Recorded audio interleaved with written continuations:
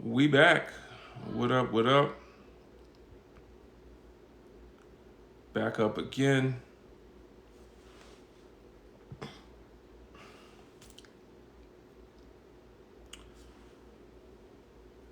Come on up. We back. We back. All right, y'all. Keep tapping like, tapping like. If you're joining us on YouTube, my name is Big. My name is Brother Legend. My TikTok name is BIGBROLGND. You can find me there. Tap the notification bell in the top right corner of my profile to know when we're going live. Peace, TikTok. What's going on? Yeah. So we were just up here. I think we got bananaed. So we're restarting. Today we're talking about black masculinity. I got Mr. T behind me. Um, it's somewhat of a joke, but that is how black masculinity has been marketed. It's hyper masculine. Some things we could talk about there, but yeah, welcome. Come on up if you feel so inclined. This live, I specifically want to speak to brothers. Keep tapping like, y'all. Let's get to 2K likes so I can bring up my co-hosts. I'm not doing this by myself. The child support system is anti our families. Patriarchy does not benefit brothers, and providing does not make you a man. We need to talk about it because some of y'all brothers really think that just having money is what's going to make you a man. And that's why you'll go in the corner and betray your community to get money. That's why you'll spend time away from your children because you're chasing a dollar when a child only needs time. You know what I'm saying? Child needs time with their father. There's many ways in which that manifests that a man's got to do what a man's got to do attitude when it comes to capitalism, but not when it comes to being there for his family. Providing does not make you a man, and I think it's time for some of us to talk about that. Even in some of how y'all try to date women, you try to flaunt your ability to make money. You try to flaunt, flashy jewelry or clothes or your car. You think your car makes you a man. None of that. Your ability to provide does not make you a man. Boys make babies, men raise them. So that's the difference there. Being a man is being responsible and balancing your mental, physical, and spiritual health.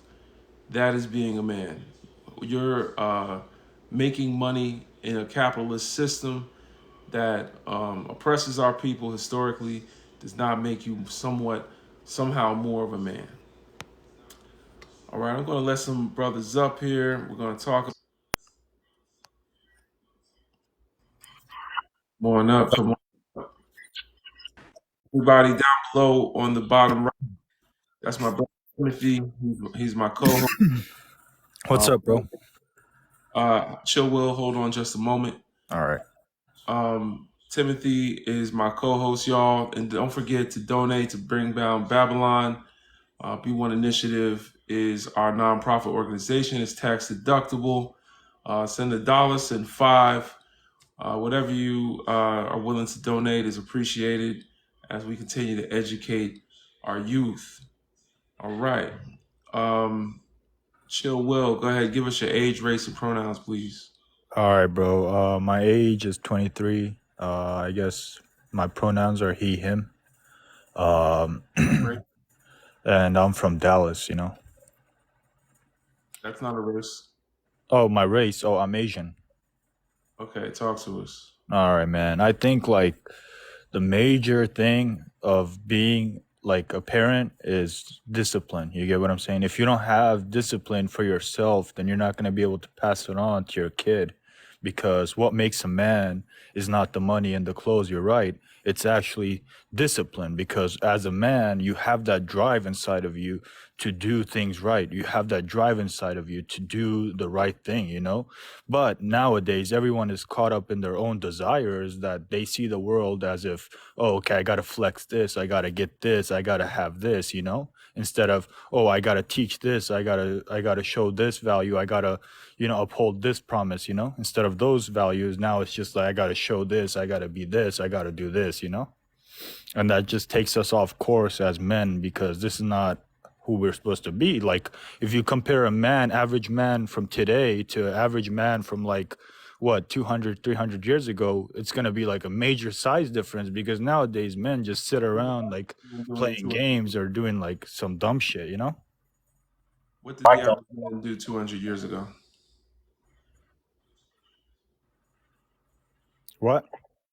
You said 200 years ago. Compare the average man to Like 200 years ago. So what was the average man doing 200 years ago? they were like better off as in the values that they kept. You get what I'm saying? Right now it's like, yeah, it's more advanced, like we have more advanced technology and whatnot, but now it's making us lazier and like it's making us less productive, you know? And there's like a more of a materialistic aspect of the world now, you know? Don't get me wrong, there was always rich people and poor people, but now it's just like everyone's trying to act like someone they're not, and everyone is chasing that false dream, which will like maybe they're gonna accomplish it, maybe they're not in their lifetime, you know?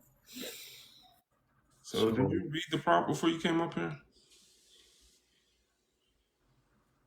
yeah, I'm saying like people are not gonna pay their child support if they don't have the money. If they don't have the education, they're not gonna have the money. If they don't have the discipline, they're not gonna have the education. Mm. So you're saying black men are uneducated? No, I'm not saying that. I'm saying like there's a cool path and there's a path where it's like, the right way to do it. And people are choosing the cool path. That's what I'm saying. And that's You know what men in my community were doing 200 years ago? what? I'm asking you.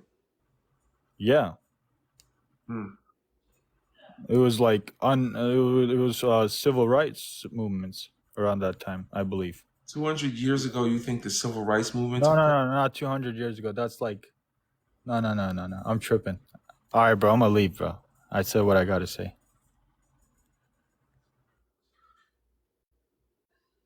Mm, Yeah, yeah, that just didn't pay attention to the panel, didn't pay attention to the topics of the conversation, just kind of swooped in. I'm gonna be honest, y'all. This is why I kind of had an aversion to doing this in the past because I don't know if TikTok is a place to hold this. It's not going to be entertaining. We might have to do this in the Discord. I'll be honest, but we'll stay up here and see what happens. Shaka, what's going on, brother? What it do? What's up, brother? No, my bad, brother. I'm on break at work, so. Yeah. Oh, But okay. first, I want to start off for those who knew. What are you doing, man? Man, I'm on TikTok, bro. Stay out my business. Stay out my business. My name's Shaka Sankofa. 20 years old, African, stuck here in America, black and back. My pronouns are he, him. With that, I ain't gonna lie, that last guy, man, it's 200 years ago, civil rights, bro. He was doing. He knew what he was doing. He knew what he was doing. But peace, Sister D. Peace, Brother Timothy. And peace, Brother Legend. I hope y'all day going well. But yeah, man, black masculinity. I want to attribute, like I said, black masculinity. What they try to display as black masculinity today is mostly from media propaganda. They make it seem like you gotta have, like you said, gotta have cars, money, jewelry, all that, be flashing, all that to prove that you're a man. That's false. That's false. Uh, they've really trying to make they're trying to do, they're trying to make out, in my opinion, they're trying to make our masculinity, they make it seem like masculinity for us should be like childish, like in a way, if you get what I'm saying. Because, children flash things they accomplish. You know, like, for example, when a child finds something, he's going to come show you, look, Dad, look what I found. Or look what I did, Dad, etc., etc. So black, we should, so yes, I agree with what you was saying, brother Legend. Like money, all that don't make you a man. Like boys can make babies, it takes men to raise babies, and I agree with that. Yes, the child support system is very anti-black because you know, they it be it be good brothers who be affected by this system, It be brothers who love their children, brothers who, want to be there for their children, who, willing to lay down their lives for their children. And some sisters, not all sisters, but if some sisters who will exploit the child support system, and try to milk the brother for every dollar that I get that they can get, and then they'll tell they baby that, oh, your father don't care for you, yada yada yada. And the only reason I'm saying this because I done seen it firsthand many times. So uh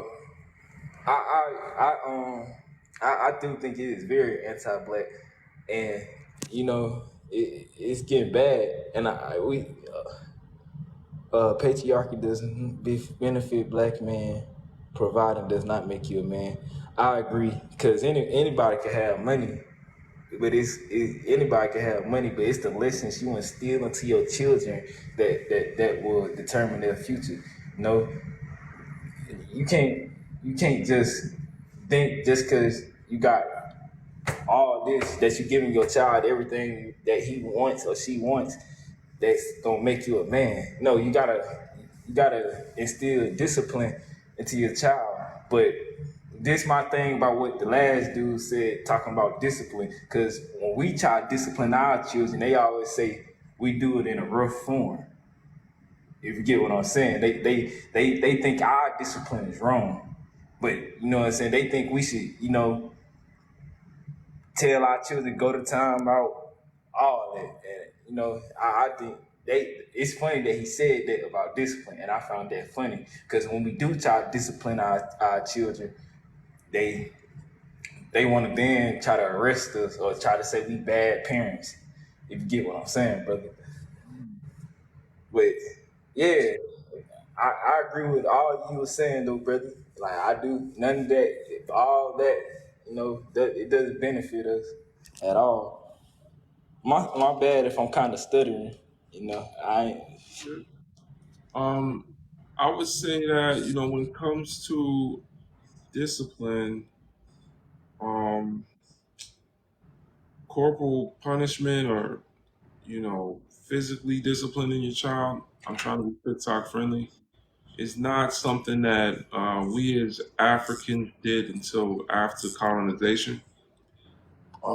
A lot of our ancestors learned what love, what we call today love, is through a master and his slave, and that's why we do it. In all the history of Africa, there's no um, proof anywhere that there was um, parents their children, Yeah, So, bro. um, and that's the thing, what he was trying to say was black men are lazy and need discipline. That's all I heard from him. That person that came up here, he said we're lazy and uneducated. He said men today are lazy, and he said they don't have money for child support because they don't have education. That's what he said. So that last guy can go all the way to the devil's home. Exactly. But it's always an honor, brother, to come up, and Yes, try to give good knowledge and always learn, from you as well. Uh, like I said, I'm always praying for you and everybody on the panel and the comments. I hope you have a good day. I got to return back to work, but family, love y'all. Peace. All right. Love, brother. Peace. All right. So, So I was gonna follow uh, up in here real quick. I just wanted to say y'all letting cave nuts come on stage. That's a problem. But anyways, Holy Spirit activate. Hello everyone. It is Saturday, a day of serenity, a day of plenty. Can you hear me? Can you hear me? Hello? Are you there? Yeah. You can hear me, Timothy? Okay, cool. All right. Welcome in, you guys. Welcome in. You are in. Brother, Legend Time. I need you guys to tune in and turn up. Tap the screen. Excuse me. Why are we sitting here at 6.4K? I need you guys to tap that screen. Tap, tap, tap. Let's get to 50K. 10 is the first goal, but let's get to 50. Tap the screen, share the live, and make sure you guys are here and subscribed, both here and on YouTube. Make sure you add yourself to the Discord where you can get informed, educated, and really get connected. Then that is b1initiative.org. Discord, b1initiative.org, where you can learn to be great. But before I tap out, you guys tap the screen, tap it up, and make sure you share the live. We need brothers to get in here and have a real conversation. Where are we at? What's going on? Black men, chime in. I'm out. Thank you, for D. the thank you, Queen. For the kings that are listening in that haven't requested to join the panel yet, when the previous brother was talking about how we so-called like discipline our children, I think it's important that we recognize that exactly what Brother Legend said is that the majority of that culture on disciplining our children through corporal punishment, that originates from the European transatlantic slave trade. That is very much so not an indigenous African concept. And there's actually a doctor by the name of Stacy Patton who wrote this book called "Spare the Kids." Ooh, hold on, am I able to? Oh, there we go.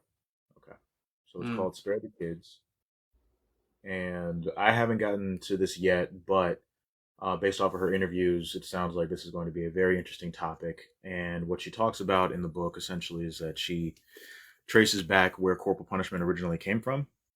So, a part of taking responsibility as Black men is that we need to acknowledge that there's going to be certain things that is very much so perpetuating the trauma that was passed down through the European transatlantic slave trade, and doing away with corporal punishment is going to be a very pivotal thing that we're going to need to implement in order to save the children.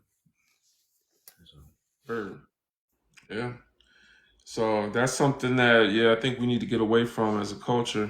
Now that I'm an adult, after being punished that way for my childhood, I see the effects of it, and I've learned to live with it, but it doesn't go away. So if you want to do permanent damage to your child's psyche, keep thinking that's the way to discipline a child, because it's like the way it was explained to me is it's never going to go away. I'm just always going to like have it, and I need to learn when it's happening and how to deal with it.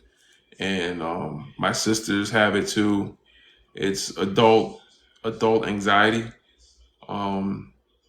and snappy, like it puts you in fight or flight mode whenever something happens that's unexpected, and you feel like, let's say, you get a utility bill back and it costs more than you thought it was going to cost, and you can literally physically feel pain. Like you feel like your chest tighten, you feel like you don't want to move, your stomach got butterflies, like, and you literally feel like hurt by anything that you feel like was your fault. That is brought on because whenever you made a mistake as a child, physical pain was associated with it. So now that you're an adult, whenever you make a little mistake, that physical your brain goes back to that physical memory of pain and fear from being harmed. So the way it was explained to me again, it doesn't go away. You just kind of learn that it's there, and then not to like let it change your actual mood. But it's I wouldn't wish this on no child. So yeah, that's the thing. And a lot of us brothers and sisters have it, and we don't even know. We don't even know we have it. We think that's just life. Life is hard sometimes. No, you were punished physically for your mistakes, and now when you make a mistake, you feel like physical punishment is going to follow. Kay, what's good, sister? Hey, how y'all doing? I'm well. Thank you for So, having me. yeah. I was listening before when the other guys came in, but I'm sorry you had to restart, so it would fix it. But see, I that mean, still look yeah. yeah, I think it was a waste of time because they shot us back down again. I don't know what it is about this topic, but Anytime that Nah, we talk I've about noticed even if mhm. unless I come up here saying if this said black women, this would be a full live because I noticed and it wouldn't be full of black women, but it would be different. But if it's black love, then nah, I've seen it, boom. But if it's black marriage, nah, no one's staying. But today we're talking to brothers, and that's when the views are gonna go live. So Dang. that, Well, I well, mean, there's still some listening, I'm sure. So that's still good. not be the place, to be honest. I think we're gonna have to have this discussion in the Discord, and that's what we were gonna do anyway. We're gonna have a discussion in the Discord probably next week. So yeah. Okay. Okay. Well, Well, can you see my messages in there? Let me just say too, because I still said something in there, and I don't know why you can't word? see them. Yeah. That's weird as Cause hell. I was trying to get some more information too with the like the new system y'all were trying to create with the Oh yeah. Blackopedia, It's so the alpha version is up, but it's not finished because I can't add contributors yet. So it's up enough, but I gotta finish building it. So I'm gonna make sure we can see your messages though. Go ahead, let us know what brings you up, sister. oh, okay, no, good, gotcha. I was gonna say Black Swan said she got my friend request too, so I guess it's kind of working then. But now I was gonna say too, Timothy, we spoke on that book like once upon another live ago, and it's a real good because I know you said you haven't gotten into it yet, but it's really good because I told you, like one of the main things too was that like physical discipline to children was like the whitest thing you could do to a black child, and it even dives further into a lot of the trauma that people don't even realize happens because if you do physically discipline either a young boy or a girl, it also makes them develop quicker, like with puberty and stuff, because it's a trauma response to them going through that. And, not to be too personal or anything in my own life, but like, because it's a common thing. But I even see that with like a lot of people growing up, like having the issue with like controlling your ability to go to the bathroom at a certain age. So you like, use the bathroom on yourself because like you're trying to regulate that even when you're like 6, 7, or 8 years old, but it's like you can't, right? And then this starts to happen, and people don't even realize like the tailspin of things that actually come along with that. It's way deeper than just thinking, oh, well, they'll learn. But my thing is when people say that to me, I'm like, well, why can't I go out and, show some adults some physical discipline? Because they definitely need it. But when I do that, they say that's assault, correct? So why would you think a lesser powered human should ever go through that to differentiate? Because in their mind, they cannot decipher between abuse and discipline. In their mind, I'm just getting hurt. But also with the European history, like I hate to say it like this, but a lot of them actually resented their children, which is why they would discipline them in that way. They actually kind of hated them, to be honest.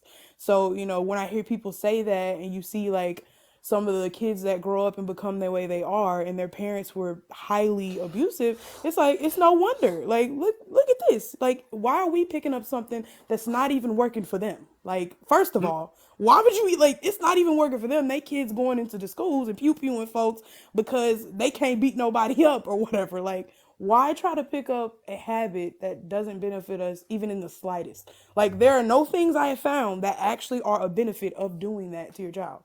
Like so you can't argue, well it does. Like it doesn't do anything good. Nothing good at all, you know?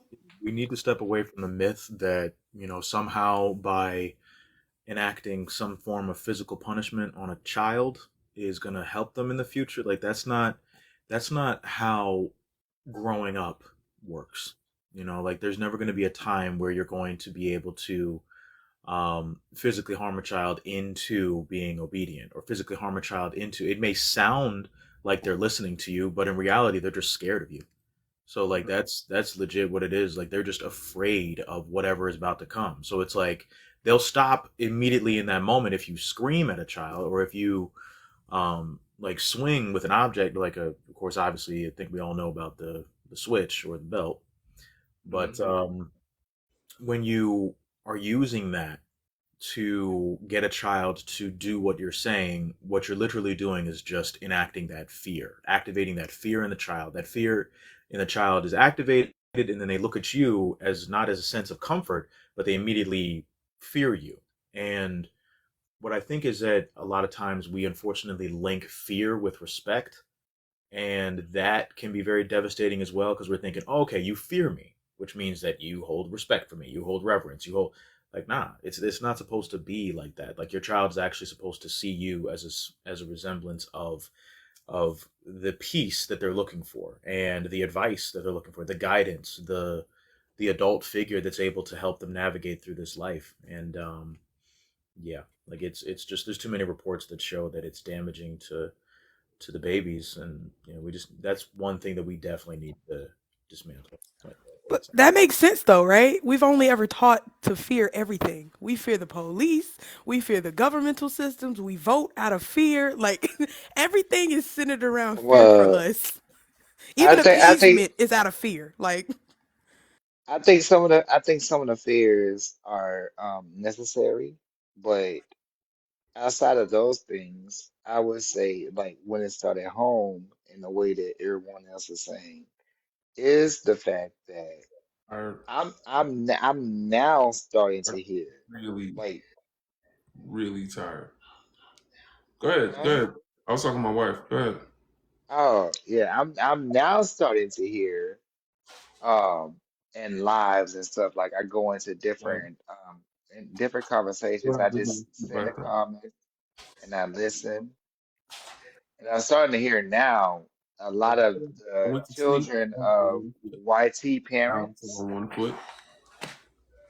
I'm really tired. go ahead. I was saying that I'm starting to hear now that like a lot of children of YT parents, and especially like what our parents did, is like it's very like abrasive, abusive. It's Hmm. cruel in a lot of ways Yeah, but I mean, where does that come because of the fact that it wasn't the fact that they wanted kids. It wasn't the fact that they wanted children. It was the fact that they were told that they should have children, Hmm. And there's a and lot of societal norms that there's a lot of resentment there, and unfortunately, it doesn't come with any flowers for the kids that they have, right? Give me 100 Because a lot of people, when they have children, they piece don't. sugar. A I lot gotta of make people don't that. even. A lot of people don't understand that when they have children, they don't even understand that their children is like you get who you get. Your child is that's who you got, right? That's what that child is. And a lot of people do not understand what that looks like, what that means, and what that represents. And it becomes a lot of like I don't know, just not good. You know, back in like the 1800s and no, even in the 1900s, um, it used to be very much like they would lock their child away if they weren't who they thought they should have been. You know, we don't hear those stories enough. They don't tell us that in school. We don't talk about it. We don't. It's kind of like one of those things that got kind of like locked away, locked Jeff, and keyed, where the they back of don't my eyes actually. are tired. Like you don't. If, Oh, are you talking to me? I'm sorry. Are you talking to me? no, she keeps saying I need to fix my face. And I'm trying to tell her I stayed up last night coding the website, so I'm mad tired, and I'm Oh talking. no, you're good. No, you're good. Like I The thought you mic were said talking it to was me. muted, but anyway, all right. But what I was saying, what I was saying was that like they used to lock their children away in rooms because their children did not come out the way they thought they should have came out. It wasn't just about, dysmorphia or anything like that. It was like, oh, you think differently than I think. You feel differently than I feel. You have, oh, okay, well, maybe the king and the queen thought this way. You don't want to be a king, or you don't want to be a queen. They will lock you away. It's just like it was so crass and cold hearted. Well, a lot of that comes from, like, at least to my understanding, or at least kind of how Dr. Joy DeGruy explained it in her book, the post traumatic slave syndrome. Let me see if I can pick it up here. Yeah, here it is. All right. No, it was before slavery. It was before slavery. This has been going on for like since the beginning of time. Well, I mean, Before slavery and before yeah, actually, colonization, we weren't doing that. We were locked away, period, when we got here. We never was out. I still can't think of a time, even now, where the kids are out, because I still hear a lot of people, even in this generation, say, oh, better seen than heard. Like, what? Like, I don't understand that. We still not the let out. thing is that ancient African civilizations, they didn't have dynamics like that where they kept everything. I mean, of course, they did have very much so their societal structures, but they didn't like restrict children in the way in which we have been forced to restrict children today. Because obviously, the reason why we do so much restricting of black children is literally subconsciously a way of. And not no no, it's not black And children that way. It didn't start there. It didn't we gotta start be in black honest. children. We gotta And be that and honest, that bro. and that. America's falling. Oh, yes, it America's is. Hold on, hold Yes, on, it hold is. on, hold on, hold on. America's We gotta falling. go China's one gonna at a run the time. world. Hold Hold on, on, hold on, hold hold on. I was speaking. Just one second. It didn't start with black children. It started with their own children. It moved on to more children outside of them, but it started with their own children, right? Well, That's I mean, why I but what brought up what certain specific certain. trauma were they going through during the time period in which it started, though? Because like that trauma plays a No, that's very. what that's what I'm telling you. It didn't start with black children. It started before that. It Yeah. Well, started with their own children. And if you so look we're at talking about. dynasties, like if you started it like with dynasties and stuff like that, and people, kings and queens, and a 14-year-old is now the king of the whole This entire is non. This is empire. nonsense, bro. It's nonsense. It's nonsense, bro. Cynthia, China's can gonna you? run the world. I want to America's falling. check what he No, was saying. no. America's falling. Sentient beings, you America's sound like falling. You you're in guys have to gear 1940. up. You have to gear up. You sound, hold on, sentient beings. You sound like the King's Speech. You sound like FDR on the radio. Um, could you maybe, I don't know, improve your signal, turn on your Wi-Fi, something like that? You know what I'm saying? You sound like Harry Truman. But Um, but Juice, like, so go ahead. when you're talking about the when you're talking about it, like it sounds like you're linking up ancient African civilizations with that dynamic where we felt as though we needed to like lock up our children and keep them away and out of sight, out of mind, out of sight type deal. And correct me if I'm wrong. Is that what you're saying? Like you're saying that ancient African civilizations did that first?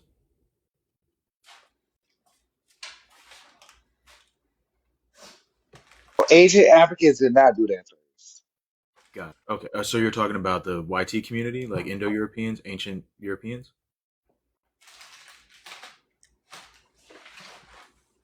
Yeah, that's where it started. Yeah. So I mean that dynamic very much so transitioned over to black people after, of course, like the European transatlantic slave trade, colonization of Africa. Like they forcibly imposed their cultural norms onto black people so that black people would seem more palpable being around them. And because they wanted to feel comfortable, they didn't want to have that overarching sense of like danger, even though they always will have that because that's just how they view black people. They've literally created an entire psychology based around the fear of black people, especially black men. This gaslighting stuff is just gotta stop, bro. This gaslighting stuff, Timothy, you know well that America is falling. And so China first, is running the world. China's gonna run the world, bro. That's what's going on. So we're just gonna go That's ahead what's with going on. McFirst King. So all this moonwalking you're doing, bro, is just nonsense, bro. We used to be this, it's nonsense, bro. China is gonna run the world. America is falling. America is the next Venezuela, bro. Are you a The person of next African Venezuela. Are you coming onto the platform without, age, race, pronoun? Yeah, and what is the racism? Where did that come from? I think he's been up here before.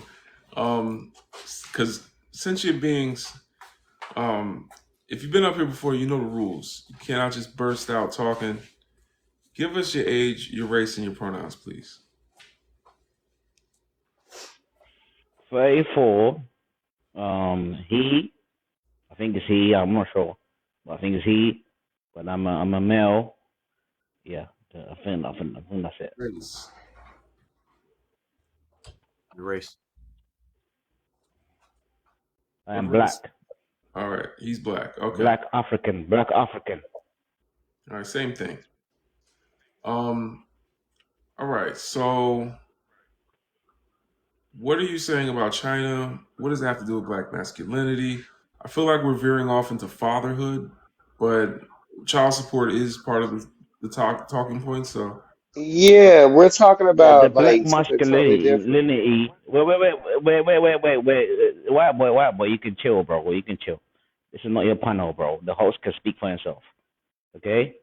As far as in black masculinity, if you're not Timothy, you're not black masculinity.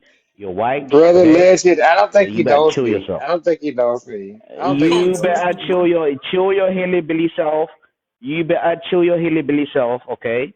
Okay, hillbilly, chill yourself. Are you American? Are you Anyways, American? the host, I Are you respect you American? so Are you much. American? Are you You American? are hillbilly. You are hillbilly.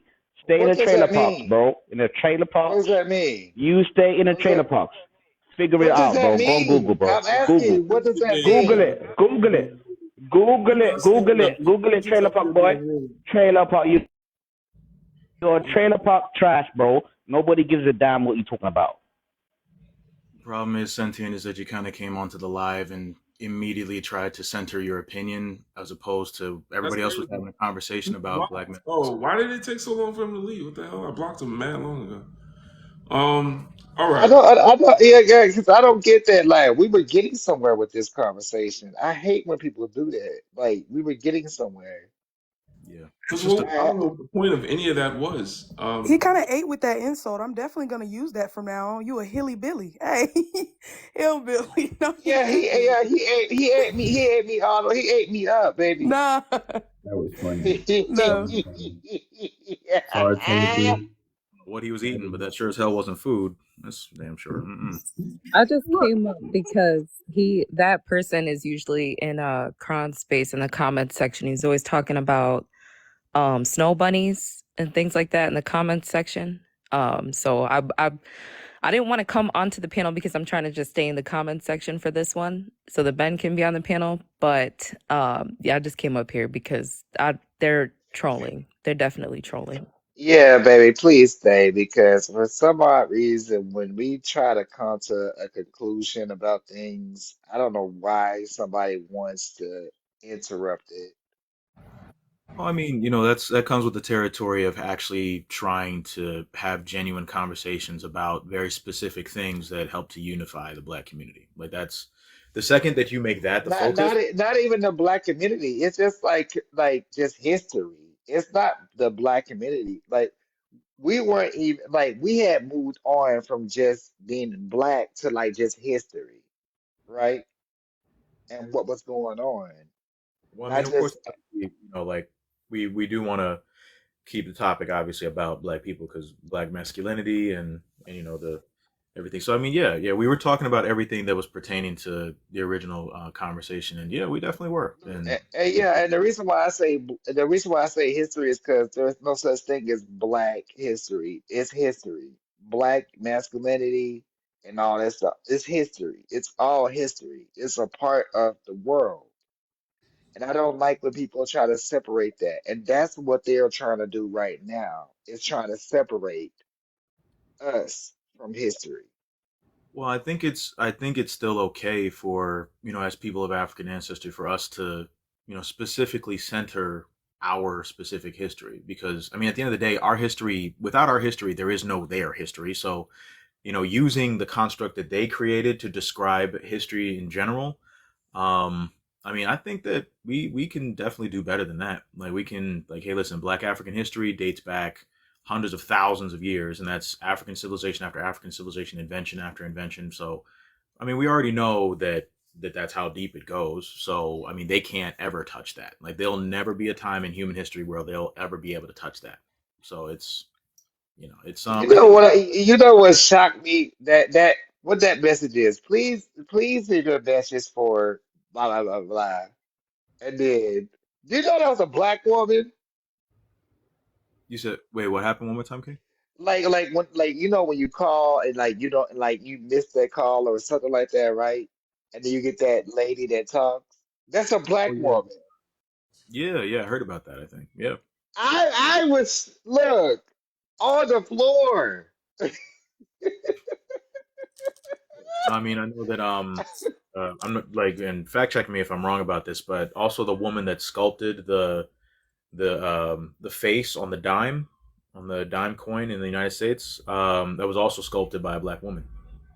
So yeah, but I mean, there's plenty of evidence of ancient African civilizations developing unimaginably brilliant things. So I mean, that's a given. But like So with so black so masculinity, it kind of comes in where we didn't really have like we had very different definitions of that type of stuff in ancient Africa. And actually, quite frankly, I don't think that there was really ever like a distinction between masculinity and femininity. I mean, we recognized that there were differences, but at the same time, it was more so like, okay, I'm uniquely within, my specific spiritual difference, but then black women are uniquely within their spiritual difference. But at the same time, we both are on the same playing field, and when we come together, then the sky is the limit. So I mean, that's how I feel that like based off of what I've read and what I've been able to kind of like piece together with ancient African civilizations, that they did have dynamics that were specifically like that. But it yeah, wasn't. it comes from like East African civilizations, which for some odd reason is not spoken about. The East African civilization.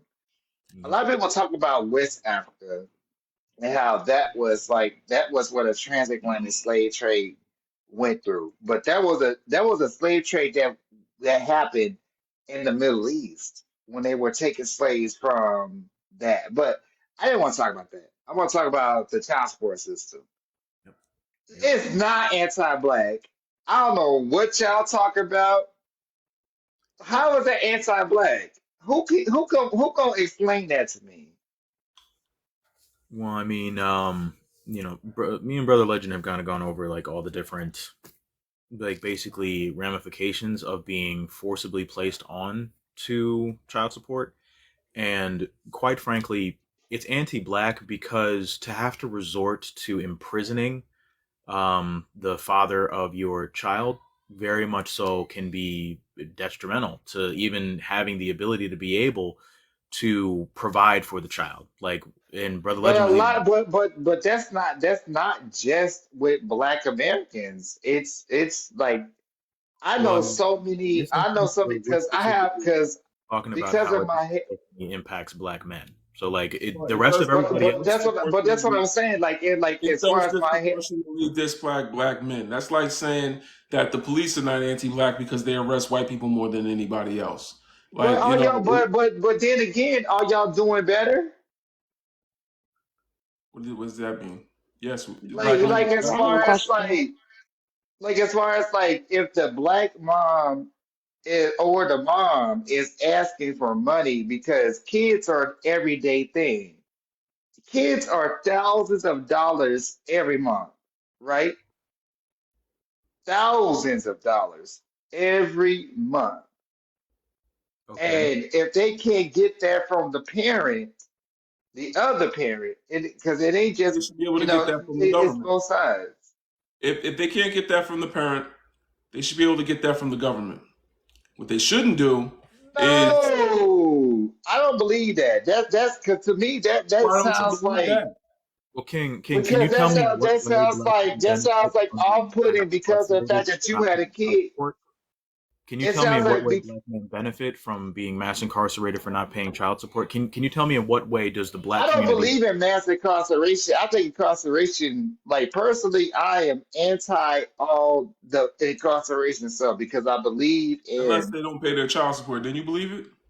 no, I believe in rehabilitation. I believe that like there is like as far as like not putting anybody in jail, but there is a garnishment But and all that's that what kind of stuff that literally Right. happens, if you There's but don't not pay, garnishment, jail. there's if you don't pay, incarceration. then They you incarcerate. revoke your driver's license. They also and so can you But imagine? I don't Hold believe in I don't believe in hold that on, though. juice. You do this thing where you talk over the host. Is please. This is a conversation between me and whoever else is up here. Me and Timothy, I'm sorry, and whoever else is up here. So listen, these I have listed behind me is what happens to men that don't pay their child support. Wage garnishment. All right, so you're now you might not be able to afford a place to live because any job that you get, your wages will be garnished. Okay, should have thought about that before you have a kid. Listen. I understand, but these should not be the consequences for that because this does not help a man be more of a father to a child, and it does not help keep a family together. I But agree. wage garnishment, incarceration, how's putting a man in jail going to help the child? Now daddy's I locked think away. How that don't help him? I think the Hold on, wage guard. Juice. Let me finish. I'm going to go down the list. I'm not just talking to you. I'm talking to everybody. All right. So then you got driver license suspension. Now, how you going to get a job or get to a job if you can't drive? And you're garnished and your wages are being garnished. All right. So now you're having trouble getting to work. You're not making enough to find a place to live. All of this is making your life a living hell. And then on top of that, there are jobs where you need to have a car. So now you might even lose your wages that are being garnished. Then you've got passport denial. Why the hell? They won't even let you cross country borders. And in some states, in many states, you can't even go to another state. They trap you in the state. You can't even go to another state. If a job says that I can't pay you to be a trucker now. I mean, of course you can't. You have no license. Do you see how it's starting to like the walls start to close in on a man? I understand the thing, he should raise a child. Yes. But then we also have financial penalties. They will report to your credit that you're not paying your child support. So now you can't even get a loan to start a business. Now you can't even, like, it starts to get even worse. As far as getting an apartment, they check your credit, right? So now, Mhm. oh my goodness. After that, what do we got? Oh no, actually, I think that was it. But So that's what I'm saying. But this this is alone reduces them to a second class citizenship. And everyone's gonna come up here and say he should have thought of that before he got a woman pregnant. And I'm gonna say back that getting a woman pregnant does not mean the government should be punishing them. Because this is the other thing I'm gonna bring up. Oh man, it's too big. But you see that number right there? You see that number right there? $45,771. That is $45,771. We know what that number means? That number is the amount of money they're willing to pay to keep the father of your child in prison But for why are a you year. saying men? That is My how question much is, they make. That is how much a prison is paid by the U.S. government per person that they lock up and incarcerate for a year. They are willing to pay $4,thousand to a prison to keep that man out of the home. but Then but what I'm they saying, won't pay that to the woman that's asking for the money in the first place. They willing to pay another family to take care of a child in the foster care system, but they're not willing to pay the woman or the family to stay together. So you bro, understand? So, brother so legend, that is the reason the child support system, as it disproportionately has affected and marginalized black men in the ways I just listed, is anti-black. black brother legend. What I'm gonna tell you is this, and I agree with everything you said. I don't believe in the incarceration part. I don't believe in the Meaning, license. I don't meaning you believe don't in believe any in of it. that Meaning, stuff. The like only you, thing, the only thing, the only thing I was talking about was the wages, right? That's all I said. I but didn't the say wage anything comes about. along with the prison sentence and Oh, everything oh, else. It's not just a one I thing. just, I just said that. That's the one thing that I agree with. The prison sentence and all that stuff has nothing to do with wages.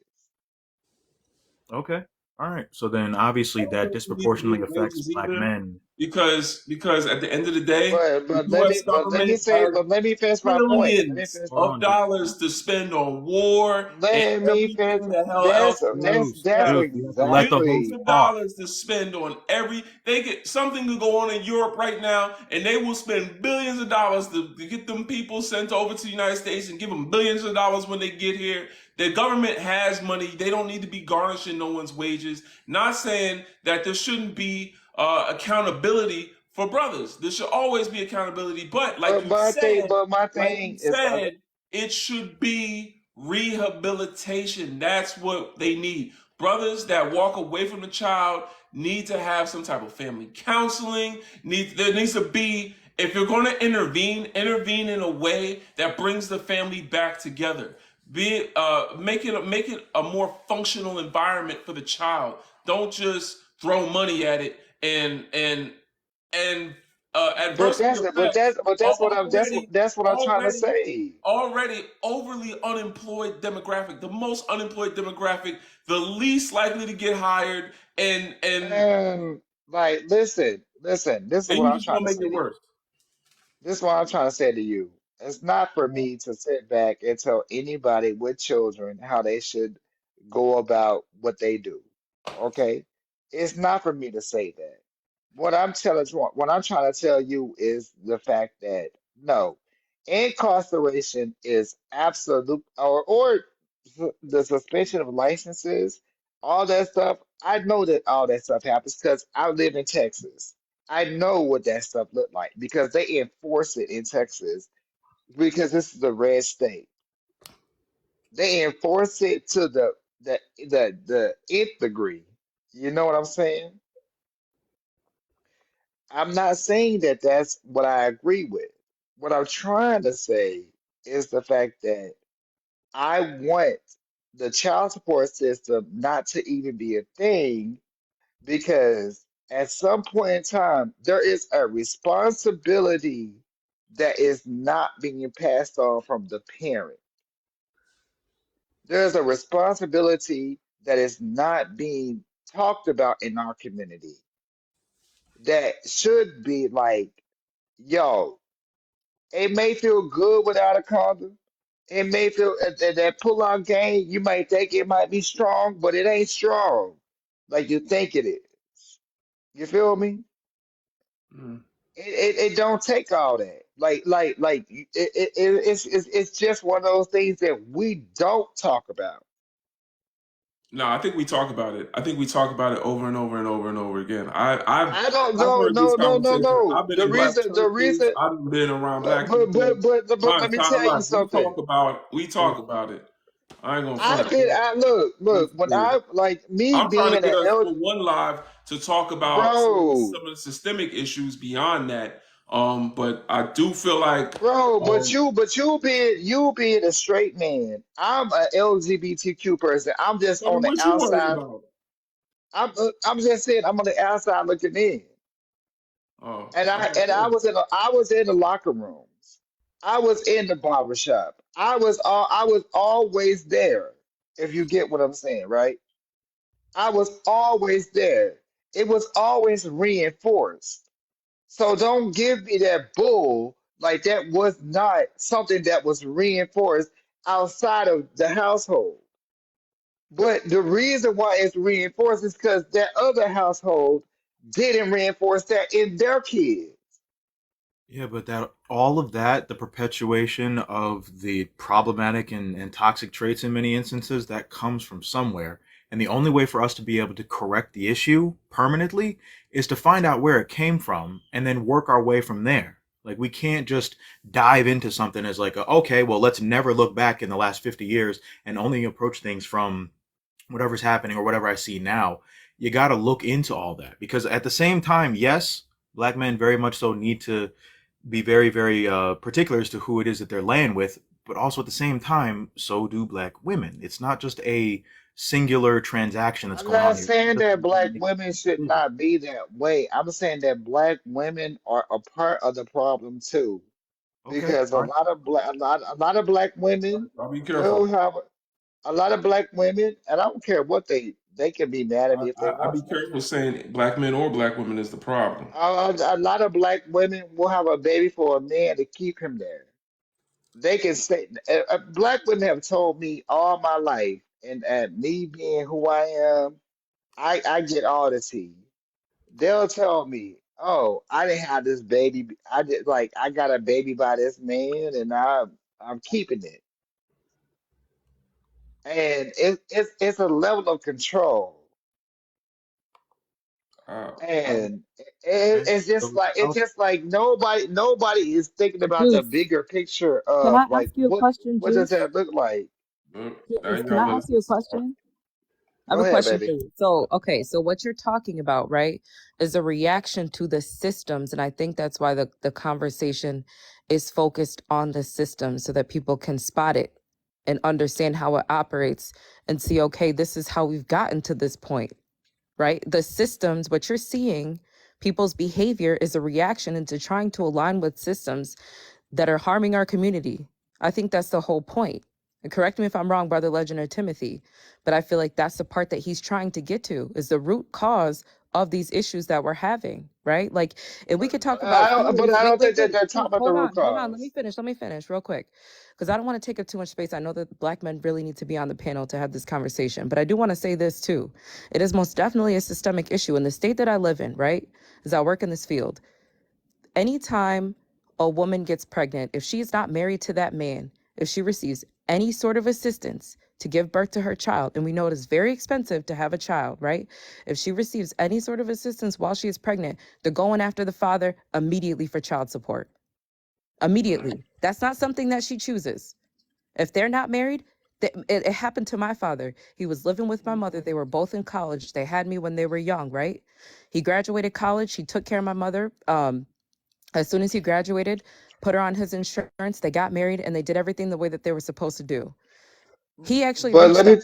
Hold on, let me finish, Juice. You got to let people finish. Let me finish. He wrote a letter to Medicaid and explained to them what he did, right? Because you're supposed to say something if once you're done using the assistance, you have to speak up about it. So what they did was right before they got married, they got him just in time. They took them to court, they separated them in court, and they forced him to pay back $5,000. because she was on assistance. He didn't make enough money. He was going to college. He didn't make enough money to have her on his health insurance. But as soon as he graduated, he put her on his health insurance. And both my parents, my father said that the judge that saw the case had said, "Sir, you shouldn't be here right now. But my hands are tied because of the system. I have to garnish your wages. I have to. Mm. I have to garnish your Well, wages. I okay, gotta but get this money from you." that was actually where I was getting to, Black Swan. As with my brother, both my brothers, right? Both my brothers. The minute that they broke up with their baby mothers, wives, actually, when they broke up with their wives, that at that moment they wanted the kid, and they actually got the kids. Both of them did, and I feel like if you understand the core system a little bit more, you can have more power on what you do at the same time, right? Just have the power to get your kids, and then you don't have to worry about that. But understand that it's going to be a lot more pressure on you as a person that has the kids. And I think that people are not looking at it from the perspective of the parent that has the kids 24/7.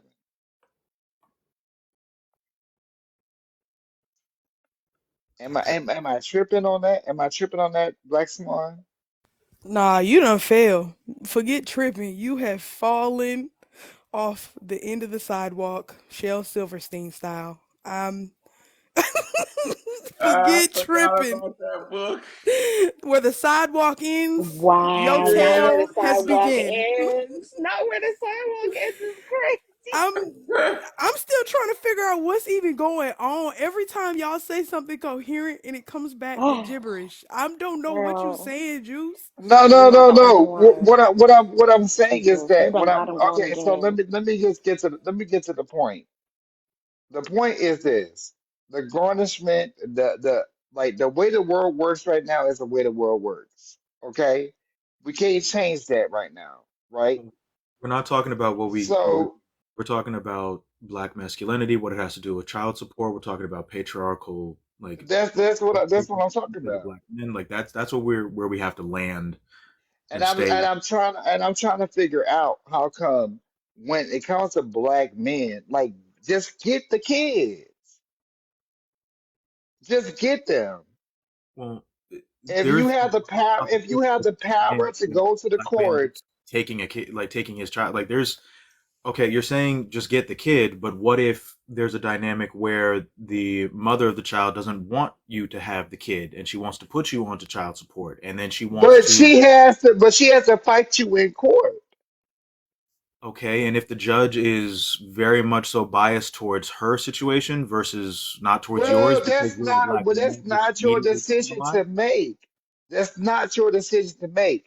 You can only Okay, you're go saying in it's there not your decision to with make, so therefore you should just not try to not try to figure out how to combat that in any way, shape, or form because it's not your decision to make, and then we should just that's it and just leave it as is. no. What I'm saying is that you fight. You fight until you can't fight no more.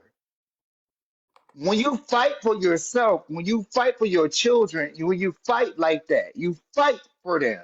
Okay? You just fight. There is nothing else you can do, and there is no any court. You don't have prejudice when it comes to you getting your kids. There's no prejudice, so that means that you can't go to the next court and actually get another judge. There's nothing about that, right? You can actually go to another judge and get a different judgment. You could take it all the way up to the Supreme Court. You can take a child support case to the Supreme Court. Yeah, the Supreme Court's going to send it. No, you absolutely can. Like you absolutely can. It's gonna cost a I lot of money. What? guarantee you're not going to see that case. Like that's the Average Supreme black Court. man Why can't. would they be concerned about a one single man's like? But what I'm saying is that like everybody's sitting here telling me all the excuses, but I'm telling y'all what It is Nah, the nah, possibilities. these aren't the excuses. These are the reasons why what you're proposing wouldn't work. So let's get back to the root cause, right? Let's get back to the root cause. A boy a boy makes children. A man raises them. So we need to go back to redefining black masculinity, outside of just fatherhood, and I don't know if husbandry is a word, but being a husband. We need to be able to define ourselves as black men without uh, outside influences, because that's the thing a lot of black men do is they look for definitions of masculinity from women. They think they're not a man until they've had a child and got a woman pregnant. You know, that's this when black men start to understand more about what patriarchy has done to our view of masculinity and start to do the internal work of distancing ourselves from white supremacy and patriarchy, while also reconnecting back to our ancient form of masculinity, then we'll have less men that walk out on a child, because we'll have more men that are intentional about who they're sleeping with, instead of just being in this patriarchal, pleasure-filled euphoria where we're just poking woman to woman until whoops, we got one pregnant, and then just trying to go on to our next life, because we define ourselves based on we define our masculinity based on how many women we can sleep with. We'll define our masculinity through how much money we can make to attract women that will want to sleep with us. Like when we get out of that Eurocentric patriarchal idea that women are what define you, or money is what defines you, your ability to provide is what defines you, and we get back to balancing mental, spiritual, and physical health the way our ancestors did, we're going to start to have more self-respect, and we're going to start to respect our women more, and we're going to start to be better fathers. So that's where, some of this that we're talking But what I'm about. saying to you is not is actually in line with what you just said. I just said something that was in line with what you just said. I'm gonna tell y'all this.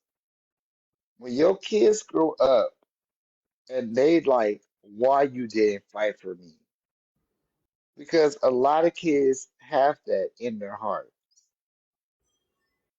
and it's a dark place to be in. You know what I'm saying? And and when the father was like, "Oh, I didn't want to take it to the Supreme Court, or I didn't want to do this, or I didn't want to go all the way there with it. Like I fought for you until I couldn't fight no more." Okay, but see, the thing is that you need the psychological tools to be See, able to Timothy. back. I don't want you to say nothing though. I You just want you to can feel. be willingly fighting back in order to get your child. That's a whole dynamic that we have to But Timothy, you're not hearing what I'm saying, and I don't want you to say nothing else.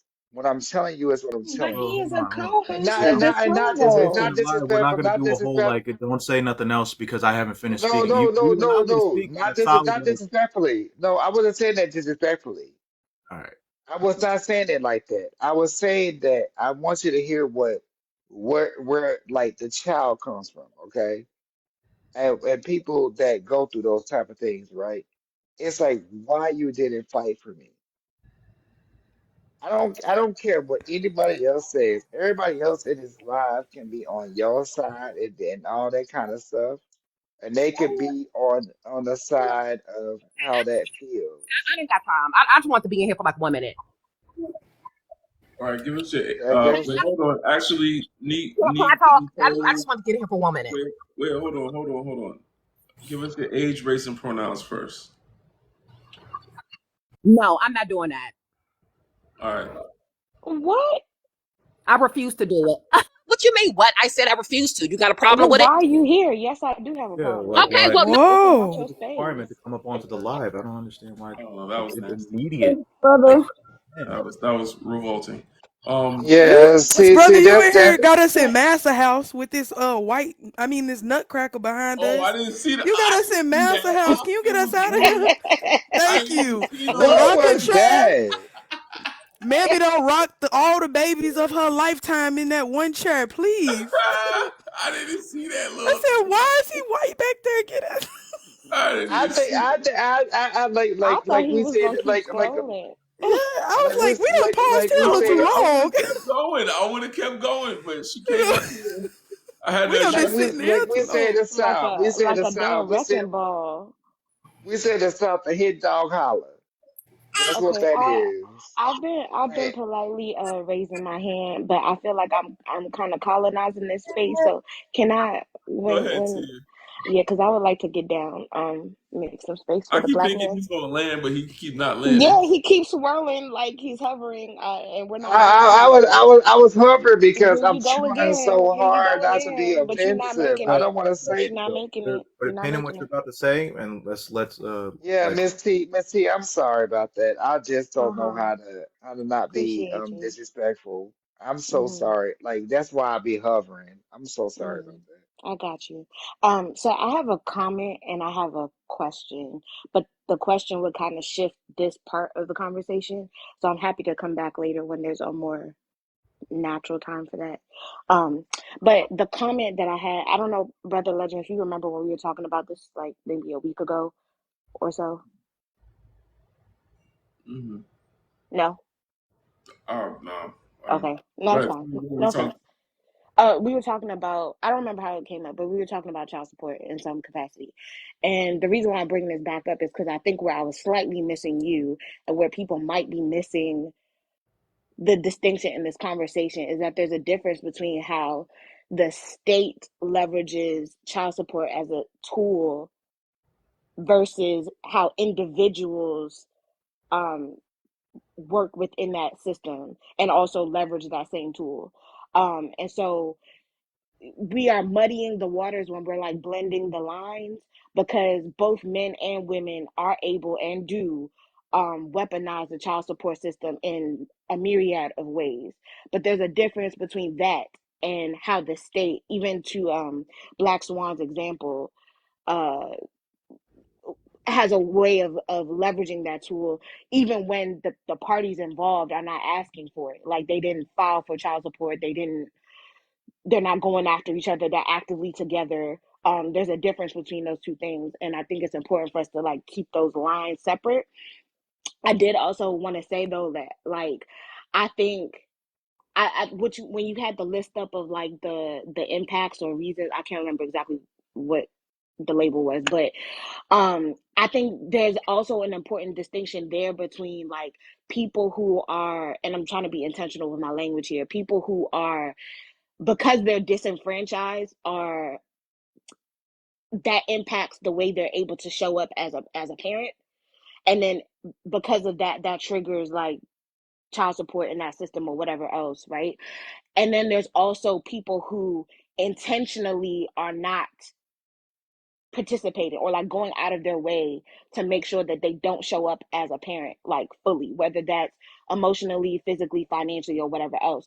So even if we were, I say that to say like if we were to able to dismantle that child support system, right, and have instead frameworks in place that could support or rehabilitate a parent, like give them mental health support, give them job placement tools or things to help them bring in more finances to better support that child. How does that um, how does that address people who are actively running from being a parent? And again, I'm using people very intentionally here. And I guess like if I were a person who was trying not to take responsibility for my child or didn't care, if I knew that someone was going to intervene with dollars in my absence, what incentive do I have? Or I guess would the argument be that you weren't trying to be a parent anyway? No, what's frustrated me about this That whole that conversation? wasn't What's posed to frustrated you. me about this? That wasn't posed to you, respectfully. All right, so um, Does that make sense? the thing is, the way that that question is phrased focuses. Can you hear me? Yeah. That's weird because my light is Yeah. not. The way that that question is phrased is so focused on the bad actors that it's not even like the bad actors that end up in a bad position, based off of ignorance or like multi generational trauma brought on from 400 years of slavery.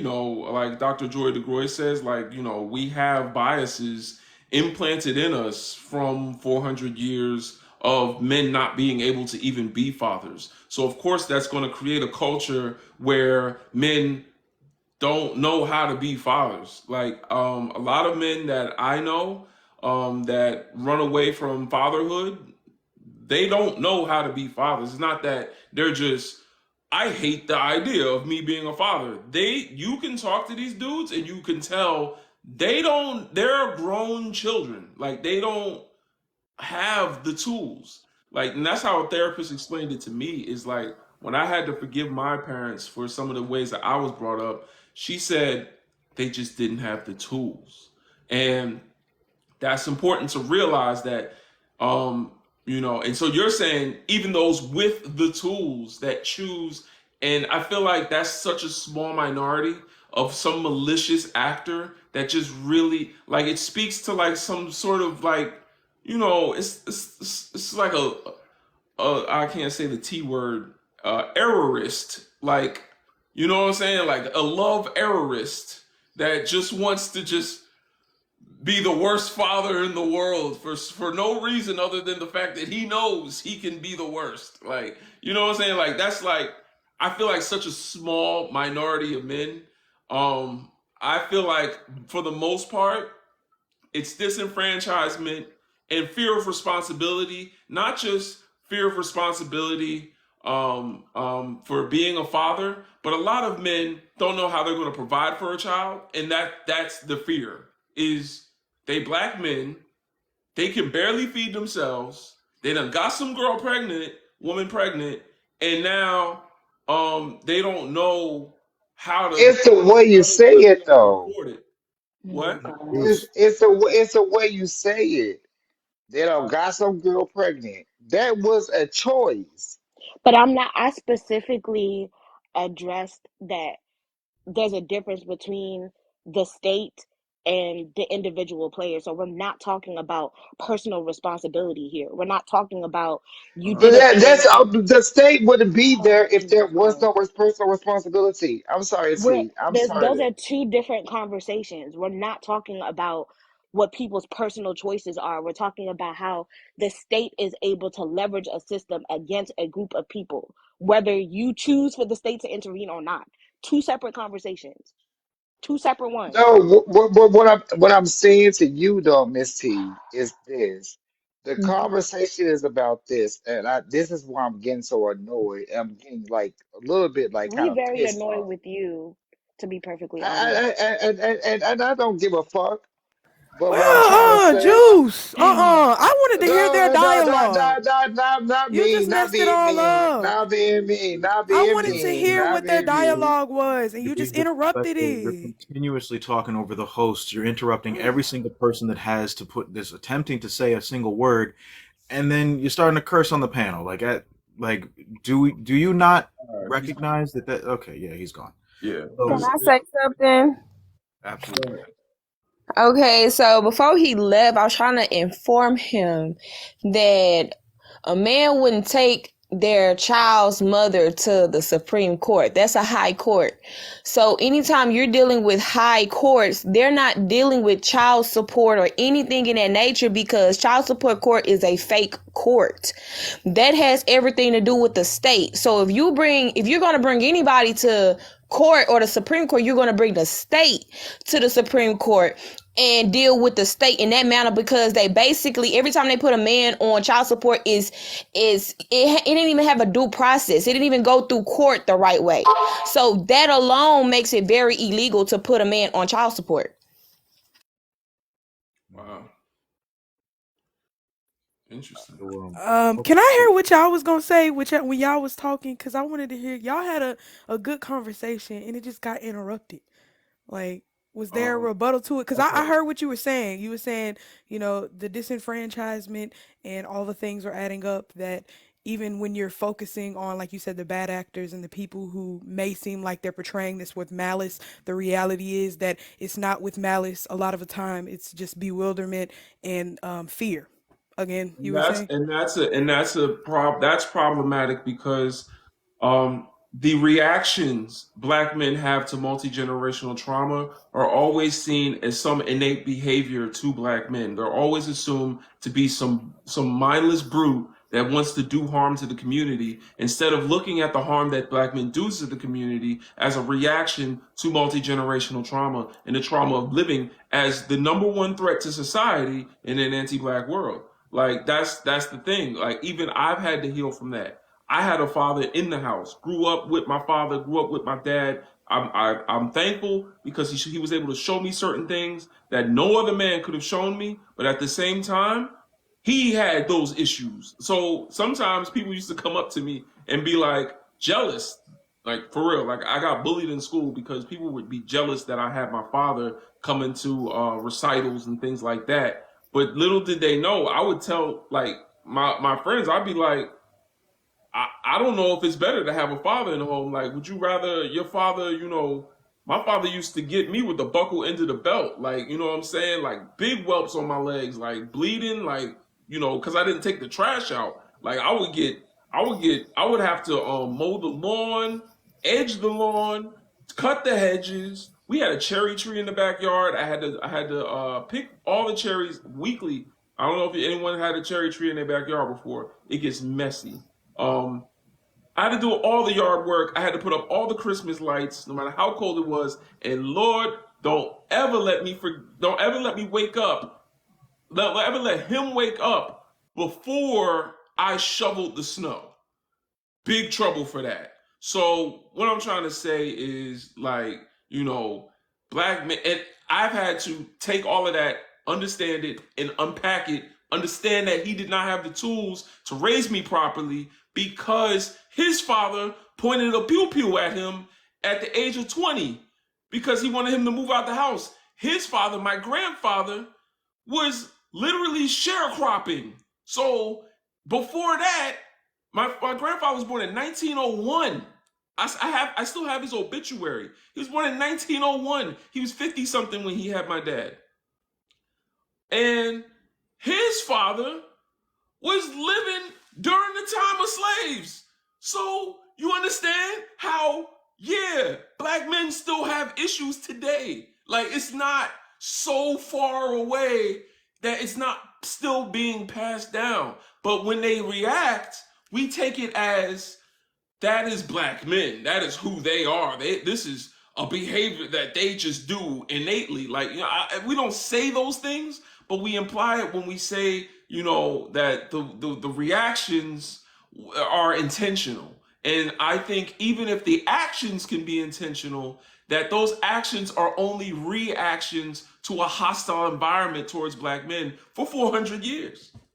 And I think post-traumatic slave syndrome isn't like post-traumatic slave syndrome affects everybody in the black community. It's not just one demographic of people. Like, no, black people, black men are suffering from the same type of not like, do y'all really think that the trauma of being forced to watch your loved ones, your female loved ones, being raped night after night, and then having to have generations of your family being forced to watch that because if you were to attempt to try to do anything about it, then you were made an example of. You were literally stripped down. You were put right in front of the entire people groups that were in the cabin areas, and then you were literally made an example of, in many cases unalived. Because if you even attempted to put your hands anywhere near an enslaver, that was it for you. That was it.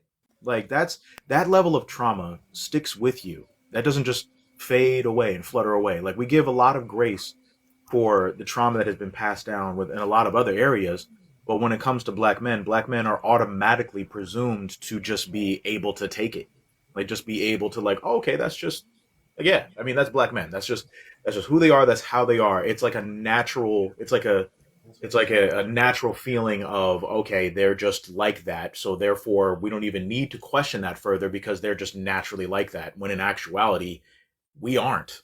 Like black African men do not have a history of doing that on the African continent. Like it wasn't until slavery happened and a lot of trauma happened that you start seeing a lot of these negative things that are being perpetuated time in and time out, that you start seeing black men being shown as the over sexualized brute, the one that white women have to watch out for because they're constantly on the move trying to attack and attack, when in reality it was white men that were doing the attacking.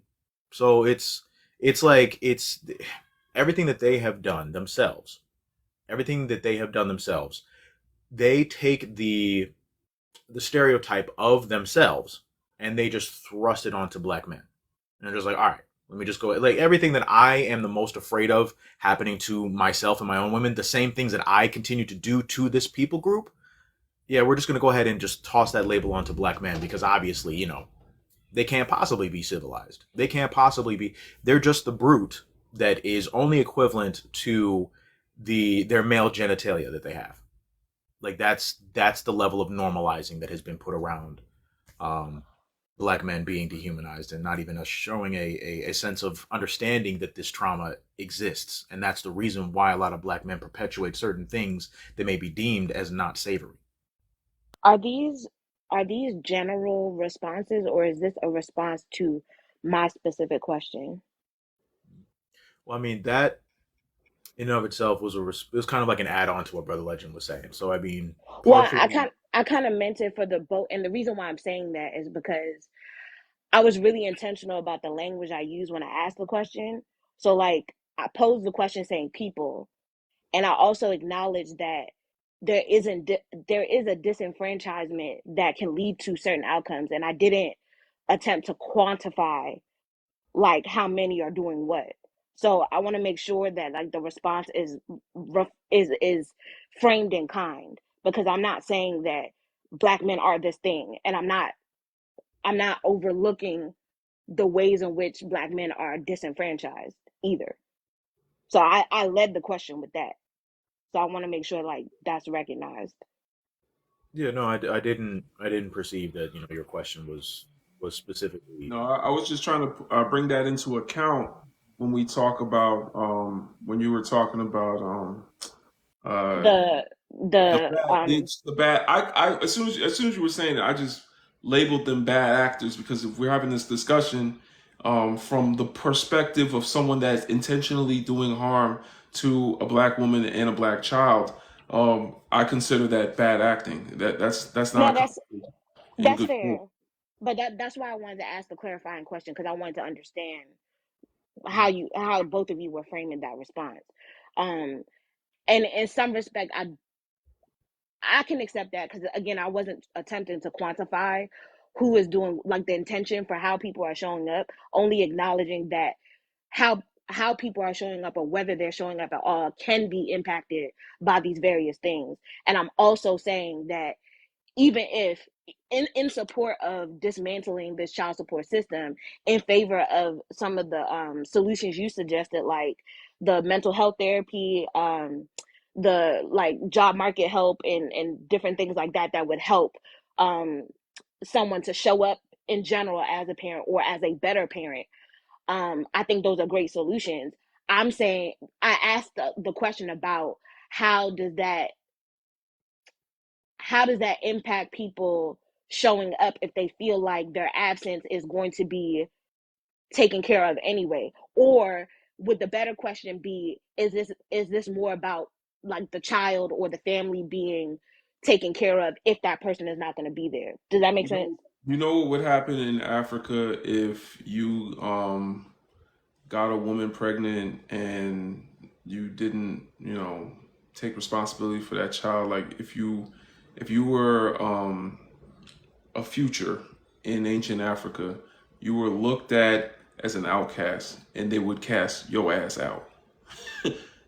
So some of these people that you're talking about in our community would have been xed out. There would be no 5, 6, 7, 8, 9 baby mamas.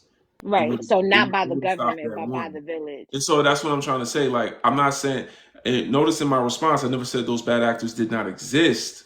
I'm Right. just Fair. saying that we're not speaking to that. And when you take the conversation to the shunned bad actors, you're now putting us at a point where we have to, where we're speaking in defense of 99%, and we're now speaking about the 1%. It's equivalent to when black women are having a live talking about black women and black women's issues, and then a black man comes up and says, "What about women that intentionally want to have children so they can get child support?" And it's like, okay, we know those women exist, but that's not really what the conversation is. We go into like now the like what woman says I'm gonna have a whole baby come out of me just so I can get child support. I know in my life I have met some that literally have 7 kids living in the hood,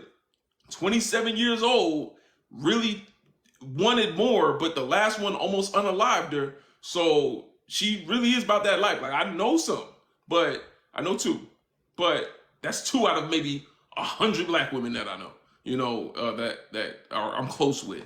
You know what I'm saying? Like, so it's like it just puts us in the very like it's just not the way we want a conversation to go. You know what I'm saying? But I hear you. I think those men should be shunned from our village. Yeah, go ahead, Timothy. Oh no, my bad, King. Were you? I'm done. Go ahead. So I was just gonna read this passage from the Man Not, like the topic of the book and everything, and it's on page 21. But it specifically talks about how, it says here, black men are by far the most liberal sex race grouping in America. They start dating earlier, have the most liberal sexual attitudes, and are most inclined to have non-marital sex without commitment.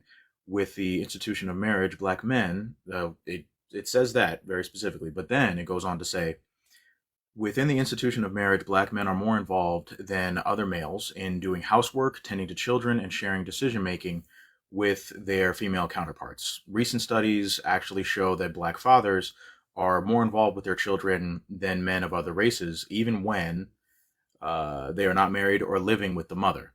And they practice social fathering to the black community at large in recognition of the structural violence that robs black families and children of black men's presence generally.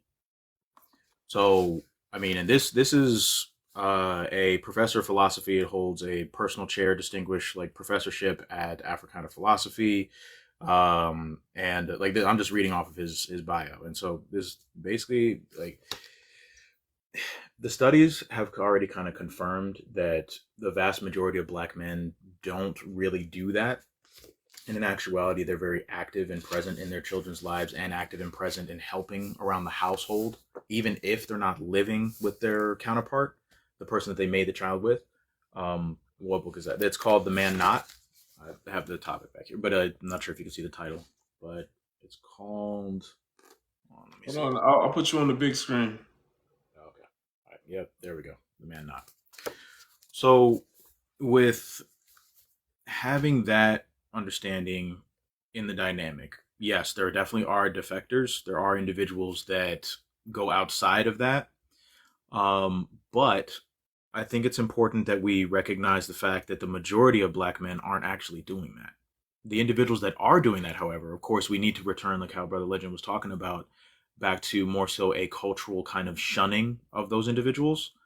Very much so, I think that we need to adopt those types of behaviors. We need to start implementing that within young black children. So that way, when they grow up, they'll already be developing those types of normalizing that, hey, wait a second, you're not taking care of the child that you created. Bro, that's bad. That's very, very bad. Jewish people do it. Yeah. Yeah. They will tell your ass.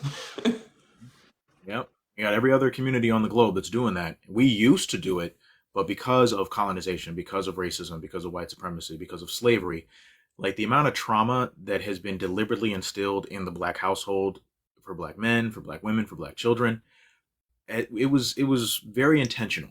It was meant to completely remove you from your ancient African customs, practices, your indigenous languages, everything. So that also means that your original form of masculinity that you deemed as like what you would deem as being masculine was immediately removed, because it's like, all right, I'm no longer able to engage in the masculinity that I'm used to, that I grew up in my hometown back in Africa. But now I'm forced to engage in whatever system these enslavers have forced on me. Now I no longer have my original name. I can't even say my original name without receiving some form of corporal punishment. And it's just a cascading effect, generation after generation after generation, then until it cascades into what we have today, which is a lot of black men who are still, like, very much so, there are a dynamic of black men that are perpetuating the nonsense. But at the same time, the reports are very much so showing that black men, that's not the majority of them. It's just that society normalizes black men as being the majority that do that, when in reality that's just not. Like, it's just not. I wanted to say too, even as my experience as a person who's getting more educated and learning and unpacking a lot of things, even if you don't get extra help or whatever, you can learn this stuff and think about it and change what you do, right?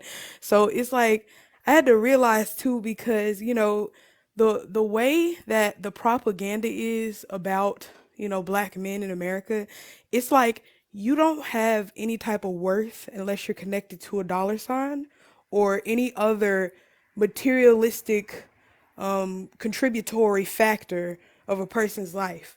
And if you don't have that, then you're nothing really most of the time. Or they'll denote you to a lesser extent because the patriarchy demonizes and criticalizes femininity in a man. They'll say, oh, well, he must be, a part of a certain community, and demonize those people. But it's like, it's strange to me because how do you ask black men to be so much in the category of a man, like make the money, you have to do certain things, but you take away their ability to do that altogether? Like in the beginning, I'm with you. Like I had to unlearn a lot of the stuff our family teaches us. Like, oh, don't get with no guy if he ain't got no real good job or he ain't giving you much. Like I just like, it's strange. And then people will look at you indifferently if you're like, well, that's cool. Nah, he don't have to have a job because I don't want to work that job. Like if he thinks that he'll suffer there, why would I make him go there? I don't care if he was making $0.00 an hour at one point. He still has value because he still does other things. Like he'll clean up, he'll do this, but they're like, no, he must be feminine. You know what I'm saying? It's like it criminalizes what we know to operate in, because again, I think a lot of the times with my father, he never, took care of us or stepped up in any position, but I see he's still in the mind of being a boy. Like he doesn't do the right things. He still acts like a child, goes out and does stuff. And I'm like, I have to heal from that because I'm like, that's not my fault. And that's not really the totality of his fault because his mother was enabling him because he didn't have his father. And then and so on and so on. It was just a cycle of having this ideology that you have to, emasculate the man and coddle him and do certain things to, be like, well, just let him get away with that and it's cool and I'll let it go on because we like the black woman really fears for the future of the black man. Subconsciously, we do. We're not back on the fields, but subconsciously they do. And so when they see this in the future, we try to compensate for it. Because I still see my grandmother doing that. My dad's mother right now, and he's in his 50s. And I'm like, I'm like, it's kind of sad, but it's like, it's still at some point, it's like I still have to realize my family to that side, a few generations ago, they was on the fields. Like, they're still trying to heal and learn. And I'm like, I'm just the newer generation to get it right. I'm the one that's stepping up. I got these tools, and guess what? I'm like, I'm coming to y'all with love. I still love my father to this day, and he hasn't had the ability to do really anything for me, but he gave me to his mother. And that's the best he could have ever did at some point, because I wouldn't even have known my family. I wouldn't know my brother and sister. I was in foster care. Like having that ability to be like, oh, you know what? I might not could do nothing, but he still come around too. I see him. It's like I get to see my dad. Some people don't see him at all. Statistically, for the YT people, they don't. When they make that joke like I'm going for milk and never come back, that's really the calls coming from inside the house because I still see my dad, you know. But it's just the sad reality that a lot of us will look at it and blame them because we're like, you know, so much in self hate and the levels of PTSD that we don't realize this, you know, I mean, almost like Stockholm syndrome. The things start to get worse the longer time goes on. Like we're really feeling the brunt of, you know, post traumatic slave syndrome and PTSD. I can really see like the rebel flag and have an adverse reaction because it really make me think, dang, them people don't like us. You know, like even small stuff like that. And when I see these interracial couples on the TV too, I'm like, Lord have mercy. More Mhm. families like mine, slaves and slaves owners. Like, And Lord have mercy. that's the point. Like that's the purpose of them doing these things. Because at the end of the day, like even like further detailed in the book, the man not he was talking about how very much so black masculinity is never able to be fully realized here in this country. Like we're like anytime that you have the majority as being of European ancestry or the majority as being like the default for masculinity as being white supremacy, as a person or as a man of African ancestry, you are never fully going to be able to engage in your masculinity because your masculinity is always going to be subject to whatever the masculinity desires of the white man is going to be. So that's the thing. It's just like, okay, black men are deemed as being masculine, and a lot of the problems of like trying to normalize the association with masculinity comes also from white male patriarchy, and that's introduced through us through Christianity. And people think that that's the only religious concepts or spiritual concepts that we can get fully involved in, but that's just because they don't fully know how to unpack all of that and then try to continue on forward with actually advancing ourselves more. So it's like we're falling victim to white male patriarchy through our spirituality. We're falling victim to white male patriarchy through the society that we are forced to live inside of. We're falling victim to white male patriarchy through the just the simple fact that I could be walking down the street and just because of me having a slightly bit more melanin in my skin complexion, then that's immediately going to be deemed as me being a target for some type of level of oppression, which means that my masculinity in that moment don't mean shit. It means it immediately gets brushed to the side in place of that predominant masculinity that and it's just there's a lot of brothers that see that and that recognize that, and I very very much so believe that that's also part of the reason why so many black men in a lot of instances when we're seeing like through social media when they're not protecting black women, it's because of that dynamic. It's because we know that our masculinity is not the default masculinity. So we know very much so that if we were to actually be like, hey, why are you, hey, we know for a fact that that historically has come with a lot of mutilation, a lot of unalivings of black men. And even with like Jim Crow era, um, there's actually surveys that show very specifically that the vast majority of the unalivings that took place during the Jim Crow, and we know what type of unalivings I'm talking about, 70% of them between 1881 to 1968, 70% of them were black men. The victims of those unalived were black men. So we already know that exactly who they deemed as being the biggest threat, who they deemed as being the individuals that needed to go. And of course, obviously, black women were a part of that percentage too, and black children were a part of that percentage too. But the individuals that were targeted the most and that were deemed as the most needing to be unalived have historically been black men. And yeah, Even when you look at love too, even the way we love, like if you do not unpack this, this is like I'm not saying this is just why, but even when we see that black men are the most that date outside of their race, you know, and with the high divorce rate. But I'm like, even with that too, like even looking at the way we love each other, like if you do not unpack that, you will hold so much against another person and it's a set reality they can never achieve. Like I really had to unlearn this because the way that your family gets in your head and everybody tells you things, and if you do live outside of that reality, because I'm like, nah, I do. I don't even like the look how the natural standard would be. Like I'm my own person and I don't care how people try to criticize me, but like imagine that level of criticism every time. like from people you say love you, right?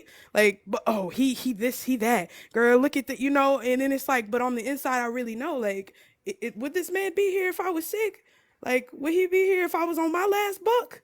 That's the real things you need to answer, because money's gonna come and go, but we structure our systems and relationships so far around these because we always in survival mode that it seems like everyone has to have a dollar sign attached to them. And if they don't, they're invaluable. But women have the double standard of saying, no, if we don't make that much money, it's all right. And then they play on the gender roles and cues and different things to create an, you know, an adversarial type of ground for women against men. And it's just, you know, crazy. It's like it just See, spins out of control.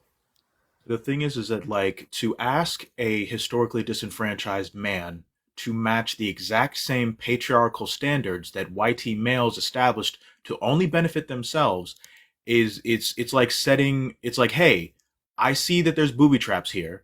I want you to walk across this field of booby traps, and I don't want you to get hit by a single booby trap in order for you to get that honey that's up top on a tree somewhere. Like, oh, okay, all right, I'll just try to do that, I guess. Yet the entire field is like littered with booby traps. Like, it's just, it was designed specifically for black men never to be able to benefit from it, which is why systematically black men are not, like, black men are the least likely to be employed by higher percentage, like higher paying jobs, especially corporate jobs. Black men are also incarcerated longer. Black men are also incarcerated more in general. Like, these are all things that they very much so, like, the reason why they have the child support system set up the way that they have it set up is so that they can continuously like hit black men with all of these extra additional things that prevent them from being able to engage in general society. And when you can't engage in general society, how in the hell are you supposed to support a family? Like, how are you supposed to support a child that's depending on you, depending on your income? So it's like you're immediately requiring black men to embody the essence of a white masculine man. Like, that's literally how the system was designed. So it's and also, you know, just about your comment with interracial marriages earlier in interracial relationships. We know very clearly that black men, of the black men that do get married, 85% of them marry black women. And of the black women that do get married, 92% of them marry black men. So we know we love each other. Like, we know we prefer each other. We know that. Like, that is the majority. But of course, when you look at social media and when you look at everything else, oh, thank you for the gifts, Queen. And when you're looking at social media and you're looking at everything else, you're going to see every amount of interracial relationship being plastered all over everything. So much so that you don't even realize that, wait a second, black people actually do, in the vast majority of cases, marry and date each other. Like, we ain't, like, that's just how black people are. So clearly, obviously, with all of this interracial relationship stuff that's being pumped out, there's some form of an agenda. And I do think that it's an attempt at removing black men from the equation. So that way they can go ahead and move. And of course, they do it on both sides. So it serves the purpose of disrupting the black community in general. But I do think that it's kind of like a play in black men's face for the purpose of trying to get them to no longer see any amount of, like, to no longer see that unification with the black woman is necessary. And it's just a divide and conquer type of method. But, you know, the queens, we love y'all, and we know y'all love us. Like, it's just more of us need to know that. That's, yeah. Mm-hmm. Well, it's quite a conversation we've been having ever since what's his face left. Kojo. Actually, game nerd mom, you were up here before him. Go ahead, talk to us, Queen. I just another like layer I haven't seen you guys touch on about like child support and black men. We all know that like black men are disproportionately targeted in like the police system and the prison system. This is something I personally experienced. So like um my kid's father actually went to prison around this time my son was born. So I went to file for assistance and they still were trying to have me put him on child support. So it came to a point to where I had to choose between putting him on child support and having food. Like, so it, and imagine as a black man going into the prison system and then coming out and you owe people money like off rip. You don't have no like it's just crazy. I just want to correlate those two things together. That is definitely the system is definitely anti-black because they when you're in prison, you can't work a job, you don't earn money, and if you do earn money, I don't even like the idea of people in prison or in jail working. That's too close to slavery to me. I'm just going to go ahead and put it out there They like getting that. sued for Like, that right now, Queen. They getting sued for it right now. Making brothers and sisters do that under contracts of mhm. basically modern day slavery. Ask McDonald's, ask Burger King. It's sad. And I was also gonna say the thing where they just found those unalived people, 215 of them, behind Exactly. a jail. And I'm like, what's really going on? You Exactly. serial unalivers with with badges? Like, come on now. Yeah, Yeah. so I just wanted to like make that make people aware of that. Like it's really like you have to make a choice. And if you say no, you don't want to put him on child support, they will not give you assistance. They will deny you. It says it on the paper because I'm a person I read the contracts. I read like the instruction manual that nobody reads. I read that. So like I was reading it and they're like, yeah, if you don't put him on child support, we're not finna help you. So like, and at that time me and him were still together, so like I didn't have my kid's father in the home, and I had to like choose between like trying to take care of my kid by myself and like put him in a spot, and he never blamed me for that. Like me and him had a conversation about it and he was just like, go ahead and do it or whatever, because like what else can you do? Like, and I was gonna say too, people don't know this, and I just recently discovered this because I'm a law student and I was looking into some things about, with benefits, SNAP benefits. Did you know that if you like the mother ever gets denied the food stamps, right? Because of that, I've seen where people and other people verify this like actual because I did a couple interviews, but they said that they do this. They get their children's name and they apply their name and they apply as the applicant for their child. And they said they always get it because how can you deny the child the food stamps? Because you can still say they're a separate entity in the household. And I was like, what? I said, so you can really do that? And they said, yeah, and they just write it off on their taxes. I was like, okay. So, hey, if you ever applied in your child's name, like women, hey, because I feel y'all like the system is geared against us, so we got to find back doors to, loopholes for to sure. Yes, correct it. exactly. At the end of the day, like the system has been specifically designed to do exactly what it is doing. It's to mass incarcerate the individuals that they deem as the biggest threat, to also perpetuate systems that literally are modern day slavery. Like that, as far as I'm concerned, mass incarceration is slavery. Like it's just evolved. They just made it sort of kind of slightly legal. Like it's still, well, there's like over 2 million people that are locked up right now.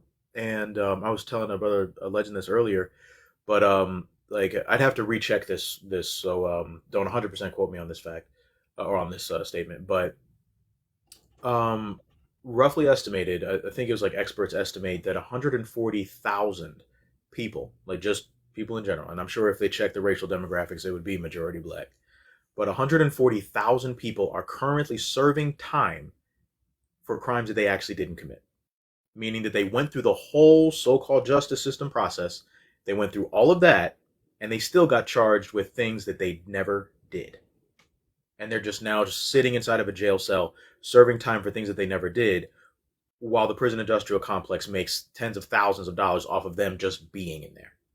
Exactly. And imagine going through that and then also you've been put on child support and you're about to owe all this money when you get out because you weren't able to be there and then you didn't even do the crime to begin with. Like how much trauma that has to be so traumatic. Like And luckily my kid's father is he's good now. He works a nice job or whatever, but like man, like it's just layers on top of layers and it's real messed up.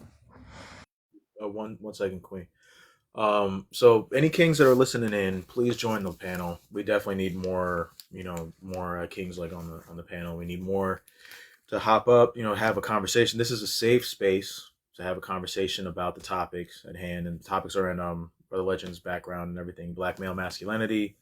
We're talking about child support. We're talking about whether or not we can benefit from patriarchy. We're talking about all those topics. So please, please, please request to join. Come on up, have a conversation. Again, you're in a safe space. So I'm seeing 66 people listening in. I'm sure that one of y'all is a brother. So y'all better tap in. But The nicest Holy Spirit activate I have ever heard. yeah. Yeah. Love that. Love that.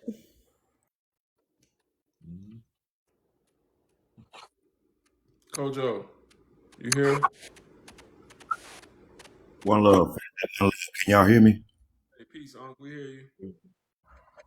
Yeah, this is a very interesting topic you got going on here.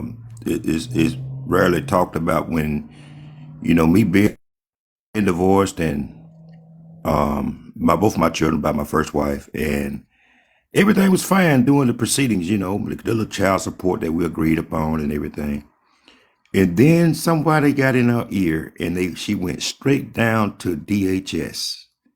And I don't know what it was, it was like, okay, they're on my insurance. I'm pretty much, they know who their daddy is. I'm in their lives. I get them almost every other day.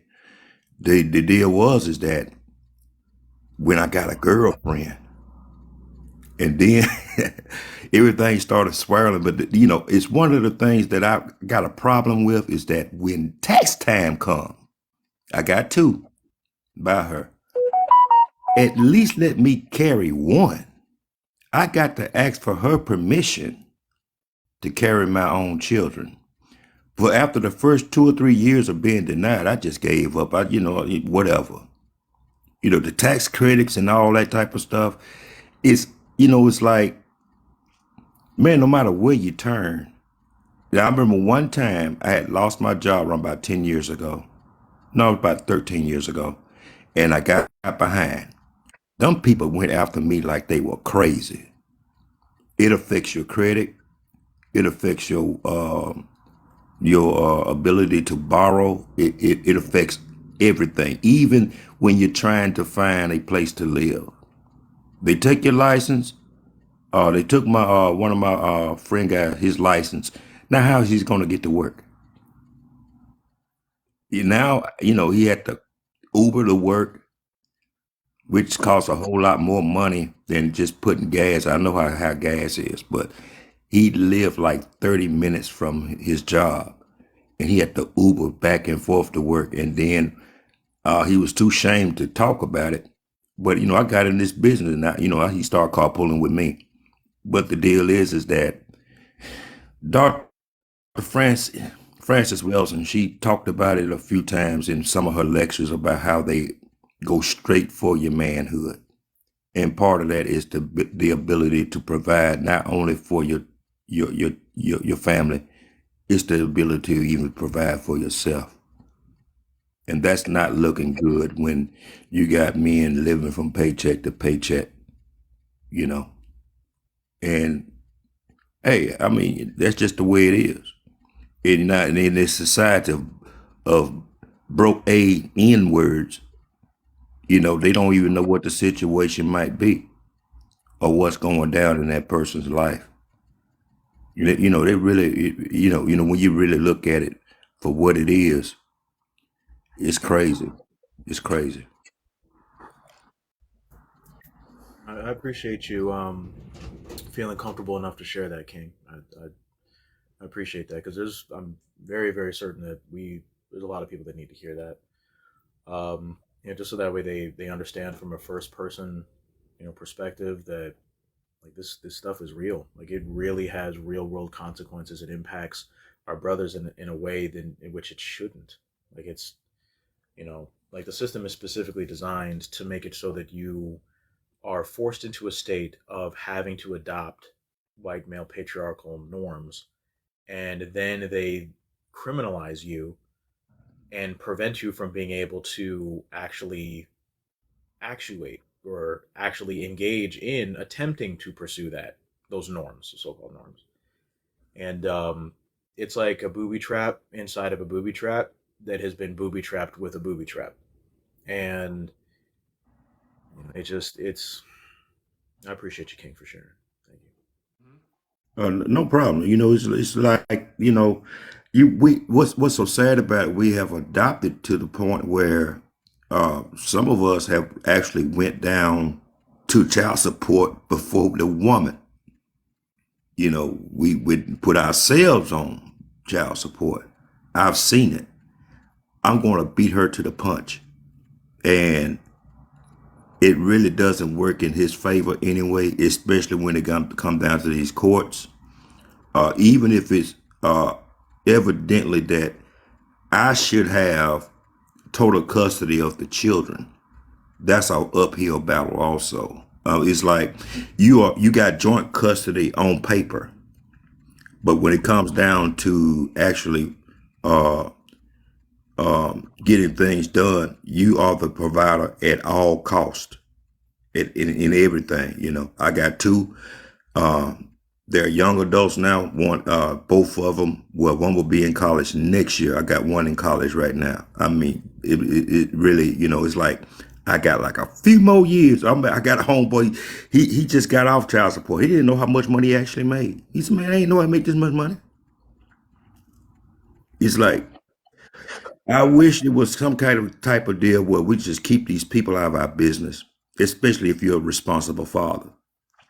But at the same time, it takes two to work that out. And if only one willing to work it out, it's not gonna be good on your end.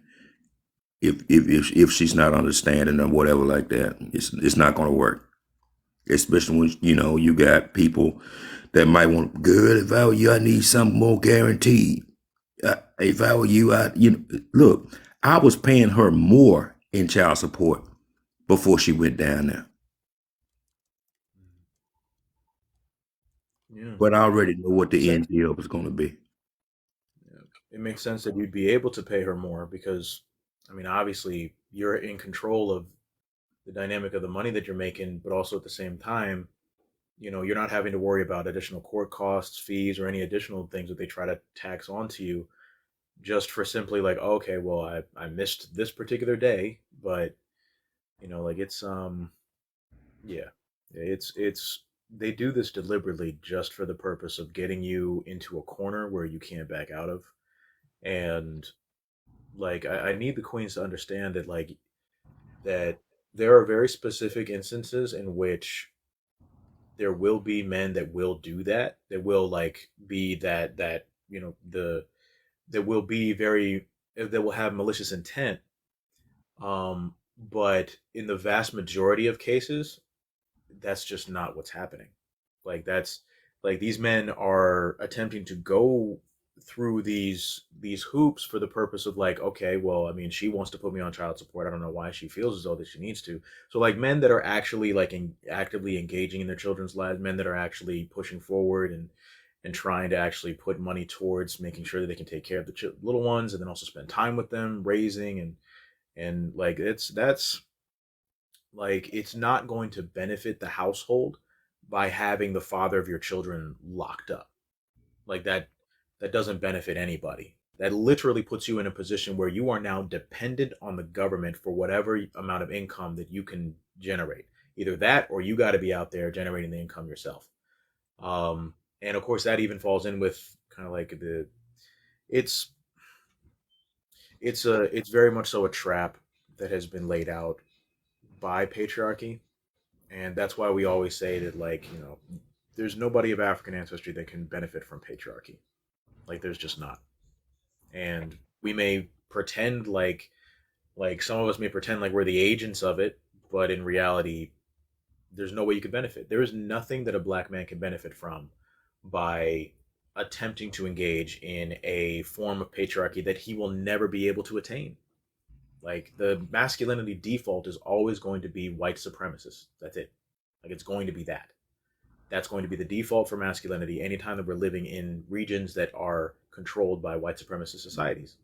So, a black man living in those societies, will still never be able to fully actuate, fully engage in his masculinity. Because fully engaging in his masculinity means that you don't have to answer to nobody, And that is a threat for real. especially for black men. You can really see how the system like shifted too, because I do have to admit, like the newer generation is, like he said, they seemingly are more quick to adopt this type of mentality of running down to the office and putting themselves on it, and even, saying I'm gonna put you on it. Because I even look at the situation, I know it may be a little different, but looking at the situation of my family, to even avoid the instance of my mother having the ability to put my father on child support, like they would end up giving us up for adoption and sign over the way of their parental rights just so she could adopt us and have the state pay her to take us, but still be in the family. You get what I'm saying? Like my mother signed the rights away, but still there would be no benefactor of putting a black man on child support. And that's never happened in my family, even with taking care of their children. Like they've never done that. And this, of course, they're like boomers, they're older. So, but I see now where we shifted and, really have picked up on this situation because I still see, like I said, it's like back when the church would be the one showing up with the pew pews with you if, they were setting things on fire on your land. It's just much different now that I see how quickly we try to shift the narrative to make our black men assimilate when they won't even let you, even if you want to. There's definitely dynamics where there are groups that are starting to form of black men that make it a make it their mission to go to areas where distressed black women are, and they remove them from whatever distressed situation that they're in. Like I've seen that, and they post stuff on TikTok. There are groups that are like that. It's just that what we need is we need groups like that in every single city, every single borough. We need to have groups like that everywhere. Otherwise, we're not going to be able to fight back in the way that we need to in order to prevent all these things from happening. Like it's just that if we don't have enough of it, then obviously we're going to be forced into a position where, okay, we don't have the backup, which means that we have to go along with whatever it is that this particular system is forcing us to go along with. So that's the reason why they what's it called? That's why they arrested Grandmaster Jay. And Grandmaster Jay, he's the leader of one of the largest. I'm trying to say this in a way that's TikTok friendly. One of the largest black. You can say militia. Okay, well, I'll let you say it. Leaders. But yeah, like he's the one that leads the largest black that, and like, and they literally put him in jail. They tried to get him for 24 years, mind you. They tried that, but a large chunk of those charges had to be dismissed. But he's still currently serving 7 years, and all he did was at a protest. He noticed that there were some people standing up on top of a roof. And now, mind you, in those types of protests, obviously, you're very much so going to be interacting YT supremacists, and you're going to be the target of YT supremacists. And in a lot of instances, you're going to be the target of law enforcement, period. So what he did was he took his pew pew, aimed it up towards the roof in order to see who it was, because he had a flashlight at the end of it, and he claimed that it was unloaded. He claimed that it was, didn't have to worry about that. So when he did that, he pointed it up and he saw that there was law enforcement, and so then he put it back down, and then they literally charged him 7 years for that. They tried to charge him 24 years, but he's currently serving 7 years for that. And he actually has a GoFundMe. If you go to Grandmaster Jay on GoFundMe, like Grandmaster Jay, like Jay, and if you donate towards that, then that definitely helps with his legal fees. There's even like a couple of addresses you could send him letters to. He's like doing book clubs in there and everything. Well, not book clubs, but he's like doing like a reading list, and he's trying to engage with his readers. He wants to get letters, but like we need to be really supporting individuals who are like doing that, because unfortunately we're living in a society where there's never going to be a dynamic where they're ever going to allow black masculinity to just be. So But Zimmerman walking around here. Uh, I'm still trying to figure out how he's still walking. He walked so Kyle Rittenhouse could run over 2 states with a pew pew. That's exactly how. And his mother not be charged with accessory. That's how. Yeah, that Zimmerman fellow is And like, hold on, and Bull Connor crawled, so they could do all that. Look, hey, not even in the same state, but still got the same ideology. Mm-hmm. I Yep. don't know if a lot of people is this or if this has already been said because I walked away for a little bit, but with child support court, right?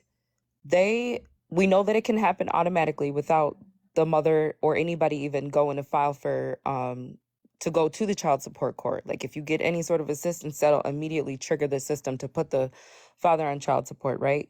It doesn't do it.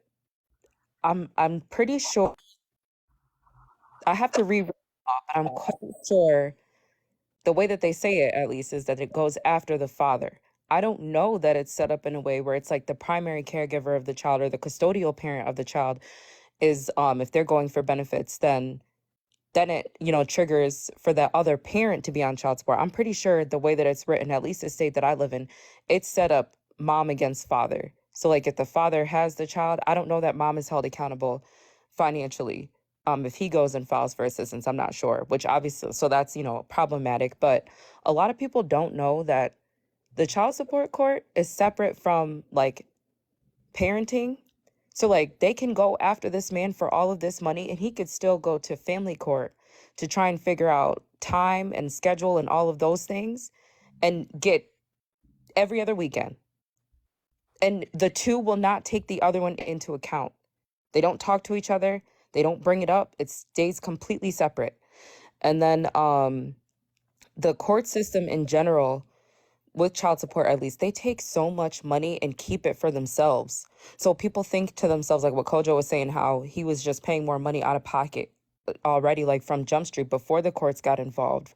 Once the courts are involved, she gambles like getting less money, which I mean, it shouldn't be about that. But if it gets to that point, um, then that child is getting less money, but they're also taking a portion of that money. And I don't know if people realize this, but the child support unit makes millions and millions of dollars that our community and our children don't see, but will send their children to college. It will build up their Mm-hmm. homes. It will pay for their vacations. It will pay for Mm-hmm. their private educations. It will send them and give them success. And they literally are just doing this over and over and over in every state, taking money from us. Because when you go into a lot of those court systems and courtrooms, at least at where I live in my state, well, in my county, there are no black judges, there are no black attorneys working in that system, there's no black mediators, everybody is YT.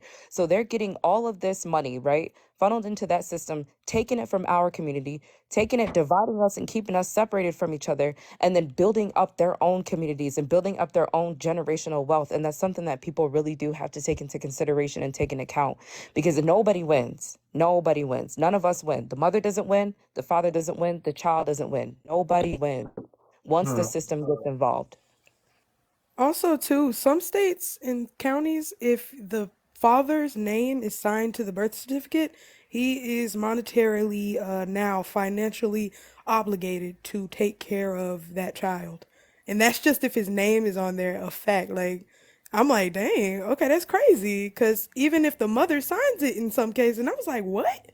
They was like, yeah, well, they signed your name and that makes you. I'm like, hold on.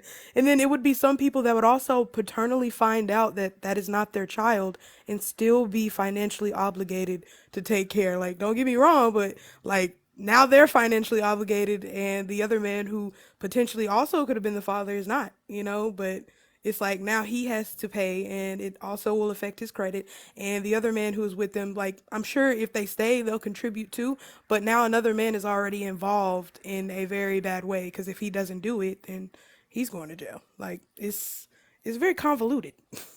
Wow. Stops the man from going and building up himself the best that he can to start his own family. So he's stuck now. Like it's just when you think about like just the how complex the system is and how intentional it is about keeping us divided, because and I see it on TikTok, I see it off of TikTok, there's so much smoke that I think that men and women have against each other when really it should be directed towards the system. It shouldn't be us coming at each other because that's what they want. They benefit from that division, they benefit financially from that division. We don't. It should be us working together to, you know what I'm saying, to go against the system, because nobody wins. I'm gonna keep saying it. Nobody wins once the system is involved. None of us do.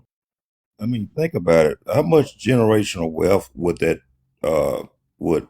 some of these black men would generate between the ages of 20 to 40 if, we kept this beast system out of our business? Wow.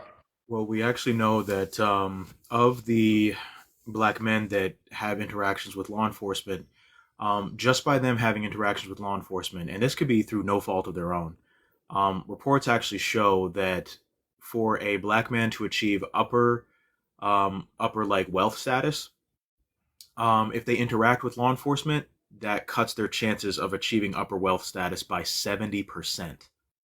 Like, that is a huge cut just because you interacted with law enforcement. And this is regardless if you have a stable home, this is regardless if you have a wife and children. If you have any interaction with law enforcement, immediately your wealth is cut down by, or at least your ability to be able to gain that upper wealth status is cut down by 70%.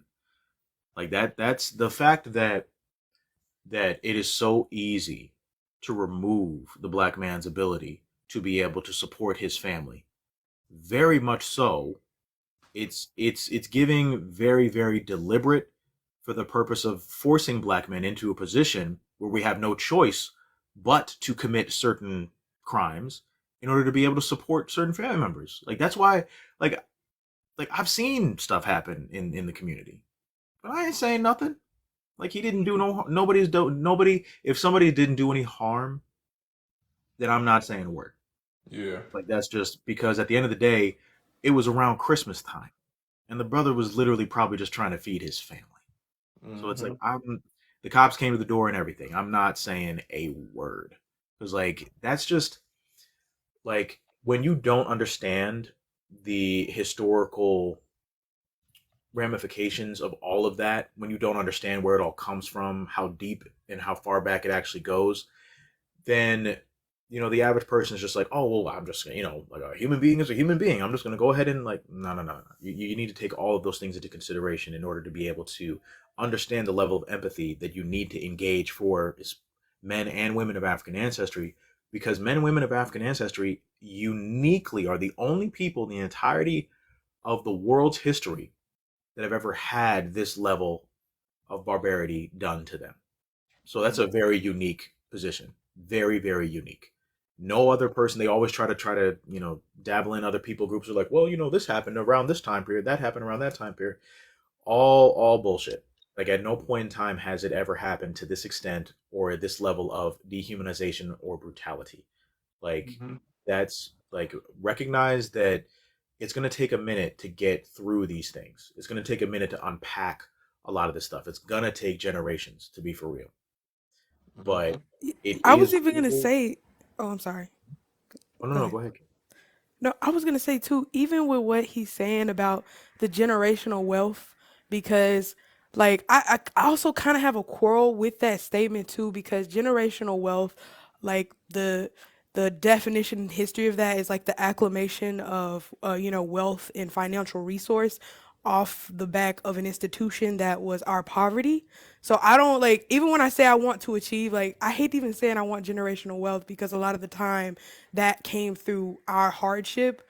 But I even look at, when you were saying if they did accrue generational wealth, it's even a matter of if they would still be able to use it, because looking at Karen Lacey and William Wilson's argument of the mediocratic explanation and the institutional beliefs of why they think that people are held back.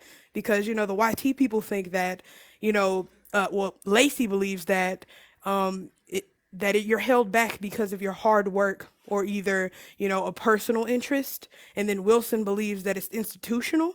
And they both agree that, as a black person, you have that in every factor, right? But I also feel like it's like, doesn't matter even if you had generational wealth, because in this study it said even people who had the financial gains, it didn't matter because certain barriers would always be closed. Like, you know what I'm saying? Like, it doesn't even matter if we have the money. It don't matter if we have the fame. Like, it really didn't, because institutions, and even again, because the personal belief to think that one's hard work is the reason why they don't, excavate the middle class and higher class tax brackets, it's like malicious, because all of the avenues are against them, even with the utmost tools and advantages that you could ever give a person. Because even then, I look at the people who do have money.